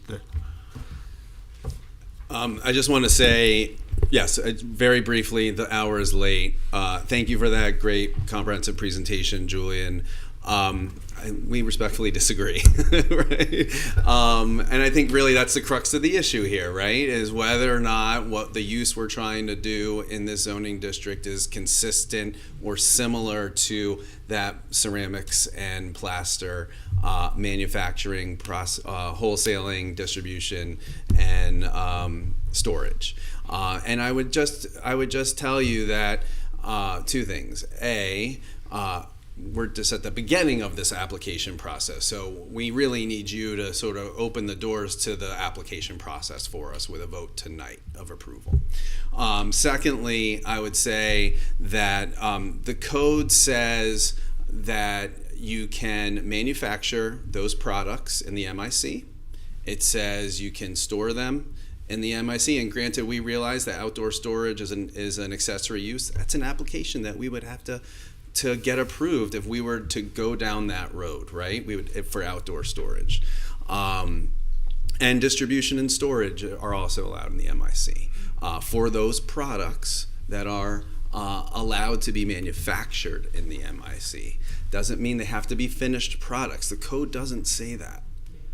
It doesn't say that they have to be finished products. So that is why we're arguing what we're arguing, and it's a nuance. And at like almost 8 o'clock, I know that it's difficult. I know it's difficult for me to even consider, but that's really the crux of the argument. As far as I'm concerned, the crux of the argument is whether or not this use is more like ceramics and plaster, or is it more like concrete? And I think the evidence shows you that it's more like ceramics and plaster, not like concrete. Thank you. Julian? No further comment. Okay. To the board. Who wants to start? I might be the most qualified person to talk about this. Well, good. With my background, I started off at a hardware store that sold Quikrete and concrete at the age of 14. Then at 18 started a business that did raw materials that sat outside that we blended to order after a while. And then my uncle used plaster and did all of the fancy detailing everywhere in a building. I don't know how that should ever fit on a resume, but I feel like this is my opportunity to shine. That's impressive. I know, not that I don't already shine. I thought that was what you were going to say.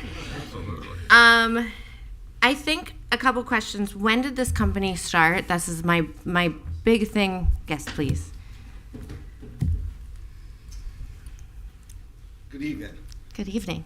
Thomas Reardon, owner and representative of Calabash Gunite, located at 1250 Wallace Drive, Suite A, Delray Beach 33448. It was September of 2015 last year. September of 2023, I'm sorry. Okay. I'm sorry. September 23. Got it. And then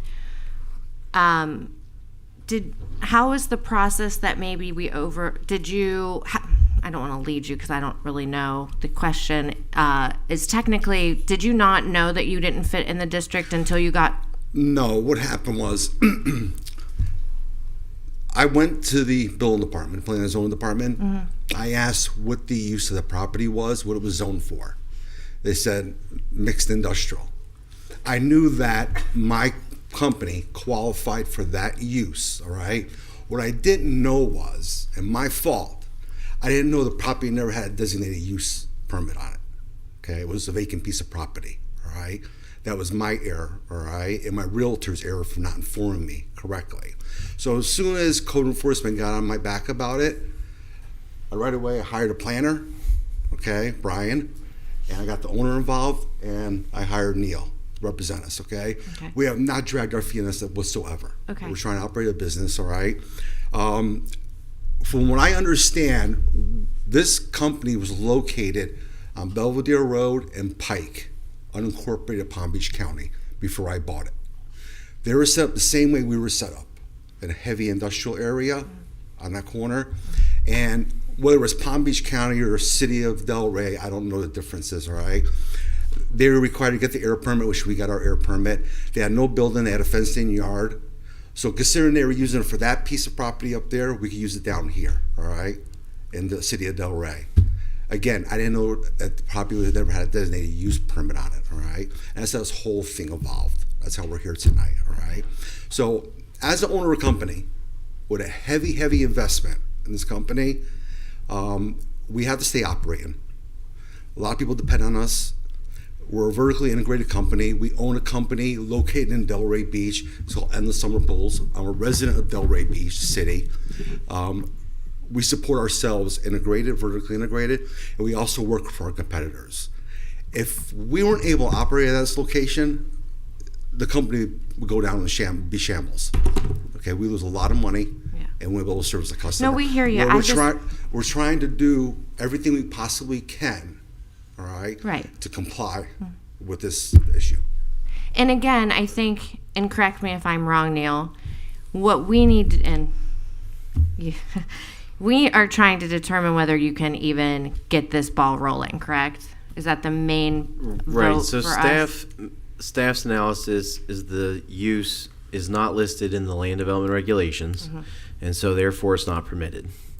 There's an avenue of relief that Mr. Schiller's presented to the board, that this use is similar to something that is allowed. And so your decision is not necessarily about this company, this property, this site, but about whether this type of use is similar to the use that Mr. Schiller presented so that this can operate in any MIC district, any MIC location in the city. Thank you. What would be an alternate relief? Yeah, so you would have three different, I think we've thought of like three different paths. You either would approve this if you determine it's similar. They could do an amendment to the LDR, which is a much longer process, but that is an option, or a rezoning and land use amendment if it's determined that it's really more similar to concrete manufacturing and batching, as staff has indicated. So there's going to be a whole host of considerations with each of those paths, but I think process-wise, those are the three ways that you could move forward with this. And any of those that you just made suggestions allow them to maintain operation until we get to a point where someone can decide. Technically, they're still operating. It'd still be an ongoing code violation. The code board has different authorities, obviously, and there are different avenues of relief that they could pursue after they become compliant, but they would need one of those three avenues of relief to be finalized before they could begin a process of trying to become compliant. Okay.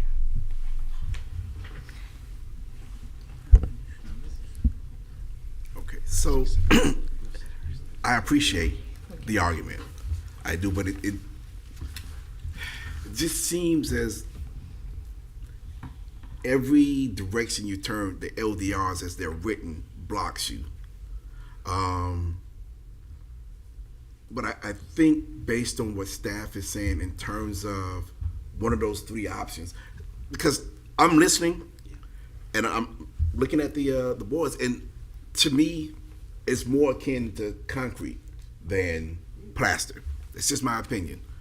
But if staff is telling us that if we can deem this similar to concrete, and there are already 2 or 3 concrete yards in that area, the zone MIC, that would seems to me to be a more applicable. Not necessarily, just to clarify. Okay, so go ahead. in terms of the existing uses around there, I did a little bit of research. The property to the east, I could not find any verification that there is, in fact, a concrete products manufacturing business there. I don't know if they're operating without necessary approvals as well, or if I just didn't see the correct information. Okay. The one to the south, I forget the name of it. That one has been there for many years. Right. As far back as Google Maps goes, 2008, it's been there at least that long, probably much longer. So I don't know the specifics of when that use was established, whether or not it was the zoning district may have been different at the time. I don't know that background, so I can't really tell how that came about. But in order, if you deem this similar to concrete products manufacturing, it could not be located at this location. If this location maintains as MIC, it would have to either be rezoned to industrial, or the LDR requirements for MIC would have to be modified to allow concrete products manufacturing as a conditional use, potentially.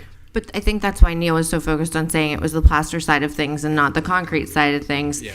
And I think that, I mean, there's probably an argument a little bit for both, but I think that, you know, there's all kinds of different kinds of plaster and there's all kinds of different kinds of concrete, and it is really what you're using it for and the manner in which you're doing it. Would this have any bearing if they mixed on the property as opposed to mixing At the site. Yeah. Well, I think if they're mixing on the property to the point where everyone agrees that they're manufacturing a product, it would be dependent on what that product was. If you deem it concrete product, if you deem the product concrete, then we're back to concrete products manufacturing. If you deem the product a plaster product, then it would be permitted under the parameters of the MIC district, which say it has to be indoors and other things like that. I understand that, but and I think that's where my expertise is sort of splitting hairs with that, because if I was blending raw materials in a scrapyard, I heavily did like B scrap, high FE, and you'd blend materials to order, whether it was on the property or not, it's still a raw material until it goes into the kiln at the steel company. So whether or not I've blended it into something else didn't make it a product until it was manufactured at the steel mill. And I understand there's two different things, but it's the same line of thinking in my eyes of that argument is this becomes nothing unless it's plastered on the wall of a pool, is kind of what I've gathered. Correct me if I'm wrong. It's not gunite until it comes out of the hose. Well, that's the smoking gunite, isn't it? I've been waiting all night for someone to set me up, and no one did. So I see the potential in this being a slippery slope, if you will, especially with the levity of what this might change in the MIC district. But I can also see that becomes, with respect, nothing unless it's sprayed onto it. So it's a wholesale of raw materials to me. Yeah. So that's all I have to say, unless somebody has another question for me. I'm going to make my comment short. I'm going to side with the definition. I realize that the city has a definition and Schiller has a definition. I'm going with the Schiller definition, having been in the construction industry for a while. The final product is you're manufacturing a pool. That's a good point. And you're bringing the raw materials to the site in a truck. And then you're attaching a hose to it, and then all of a sudden you've created a final product called gunite. Yeah. It's really not, it's a cementitious product, but it's not the same as concrete. Right. Concrete's a different kind of product, and beside that, the water in a concrete plant at CEMEX is put on at the plant. Yep. And then the truck rolls out, rolling out with water and sand and cement and aggregate inside that barrel. Mm-hmm. It's a different process. It's a nasty process. Yeah. It's a much nastier process. Gunite is a really an interesting product, and it has revolutionized the building industry over the last 50 years. Absolutely. So I'm citing that this is a similar use. Thank you. As okay. Any more? Do you have any more comments? No, I don't. Judy? Well, I'm pro-business. I'm very pro-business, and when I'm trying to decide between concrete and whatever, it kind of feels like it is a similar use to plaster. That's what I meant to say. Thank you. To plastic. Okay. Not Mike, go ahead. Yeah, I just want to clarify something as well, though, to make sure. I don't object to the city talking, but you spend a half hour on a dissertation, and sometimes it's less effective the longer you speak than you get to the point right away. So that's not, okay. So I'd like to make my comment, if that's okay with the board chair. Yeah. Please. Make us happy. Just wanted to make a point of clarification so everyone is aware. The reading of the code states that wholesaling and distribution of products is permissible. So if you find that the use as described is the distribution of raw materials that become plaster, that also wouldn't be permitted. So you need to find that That also would it's not the- be permitted. it would not be permitted.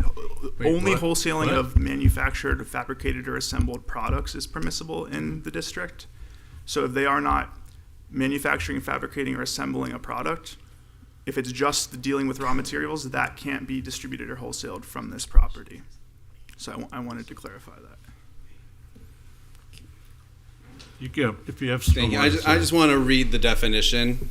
The wholesaling, storage, and distribution of any products which may be manufactured, assembled, or fabricated on the premises. So, from our perspective, ceramics and plaster is a material listed in the code, and that is allowed wholesaling, storage, and distribution of any products which may be manufactured, like ceramics and plaster, assembled, like ceramics and plaster, or fabricated, like ceramics and plaster, on premises. And what we're saying is this is just like ceramics and plaster. That can be manufactured, it can be wholesaled, it can be stored, it can be distributed. We just have a different definition of the code, or different opinion of the definition of the code, let's put it that way. And by deeming this similar, like if we move to approve, by deeming this similar, it literally says gunite yard. Are we concerned that a whole bunch more gunite yards? I mean, how many gunite yards are? That's my concern, is opening what you talked about. It opens the entire mixed industrial zoning to anywhere in the city that anybody wants to do this as a primary use. That would be I'd correct. love to see it as a conditional use.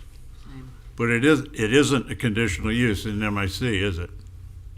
It is not. It is a conditional use in industrial, but prohibited in MIC. But it's not within the, and I can't quote the exact 20B 123s. But gunite. Or any, there's no carryover of the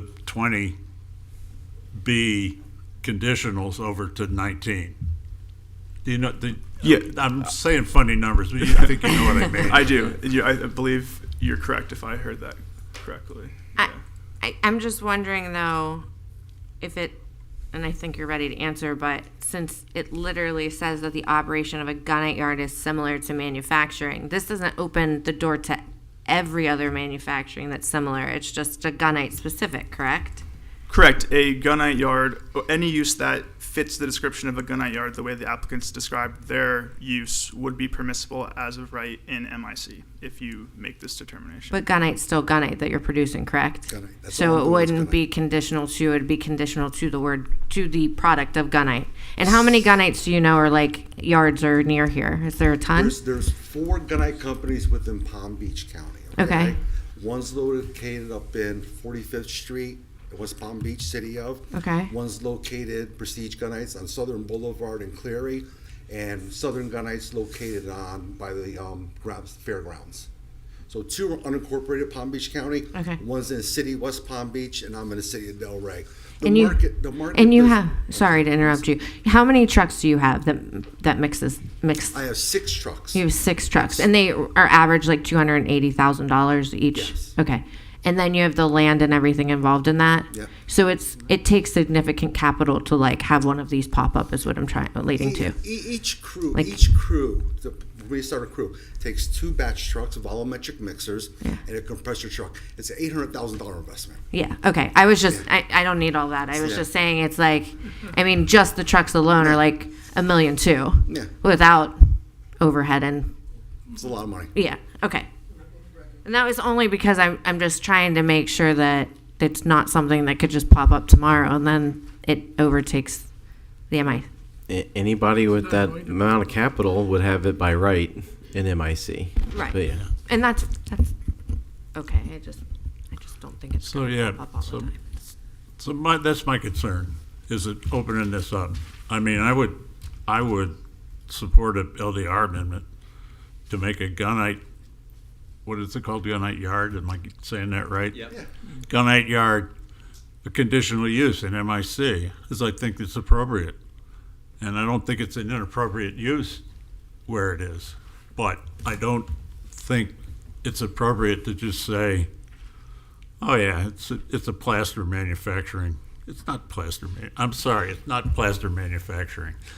It's distribution, wholesale distribution, but I still think then we this- get in all these words about, is it distribution of manufactured products or is it just distribution? And I would, like I said, I would hate to see this made a primary use anywhere in MIC because as you showed on the map, you can put it on Linton Boulevard. And I would not like to see it on Linton Boulevard. And if it's a primary use, there's no way to stop it. May I just respond? You do have to get site plan approval. So, Yeah. and so, you know, obviously I think knowing the staff and knowing this board and knowing SPRAB, you're gonna require the requisite buffering, the requisite hours of operation. So I just want to remind you, this is not just, we get to go ahead and start operating legally, we're just gonna apply for site plan approval. Yeah, okay, but And Yeah, but if it is a principal allowable use, you know, the board's ability to limit whether they can operate at a location is a different conversation than requiring site plan conditions that don't impact the neighbors.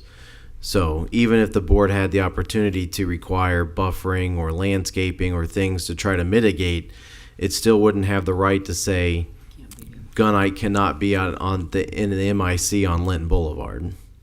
yeah, so. But it would still anyway. have to go through that process, the same process that the board could deny for a real reason too, not just because it's on Lincoln, Okay, right? well, The board would be more limited in their ability to. Say no. yeah. Yes, correct. As much as I don't dislike the whole thing, I think this is the wrong way to do it. That's my position. Appreciate that. So my question to staff is, and I think you made a great point about the amending the LDRs to make this conditional use. How does that work? This would be a longer process. So let's say if this was approved tonight, then they could go and they would have to wait till the commission appealables, it passed the appealable period, and then they could go submit site plans. The LDR amendment takes multiple months. It also involves commission sponsorship as well. In this case, I don't know if we would require the commission sponsorship, but it would involve drafting the amendment and then coming back through here. It could be as simple as establishing it as a conditional use, and it could be as complicated as establishing a whole set of requirements for gunite yards. So it's the longer process, but it's, again, a policy decision for the board as to whether you all think it is similar to what they're asking, or if it's better to take it through a separate process because it's unique enough in its own characteristics. All right. I think what we need is somebody to make a motion one way or the other. And then we'll take a vote and see what happens. Let me make sure I'm on the right, because I have my printout. Move approval of a determination of similarity of use, finding that the operation of a gunite yard is similar to manufacturing and wholesale of products using ceramic and plaster material as listed as an allowed use in the MIC zoning district and is in keeping with the stated purpose of the district. I might not get a second. Are we going to get a second? Second. Okay, we'll take Motion by Ms. Thomas and a second by Mr. Brown. And please call the roll. Judy Malika, Yes. Chris Brown, Yes. Dietrich Strauss, Yes. Allison Thomas, Yes. Jeffrey Musselman is absent, Mitch Katz is absent, Gregory Snyder. No. Thank you so much, Mr. Chair, honored Neil. board. Thank you so much. Thank you. Good luck.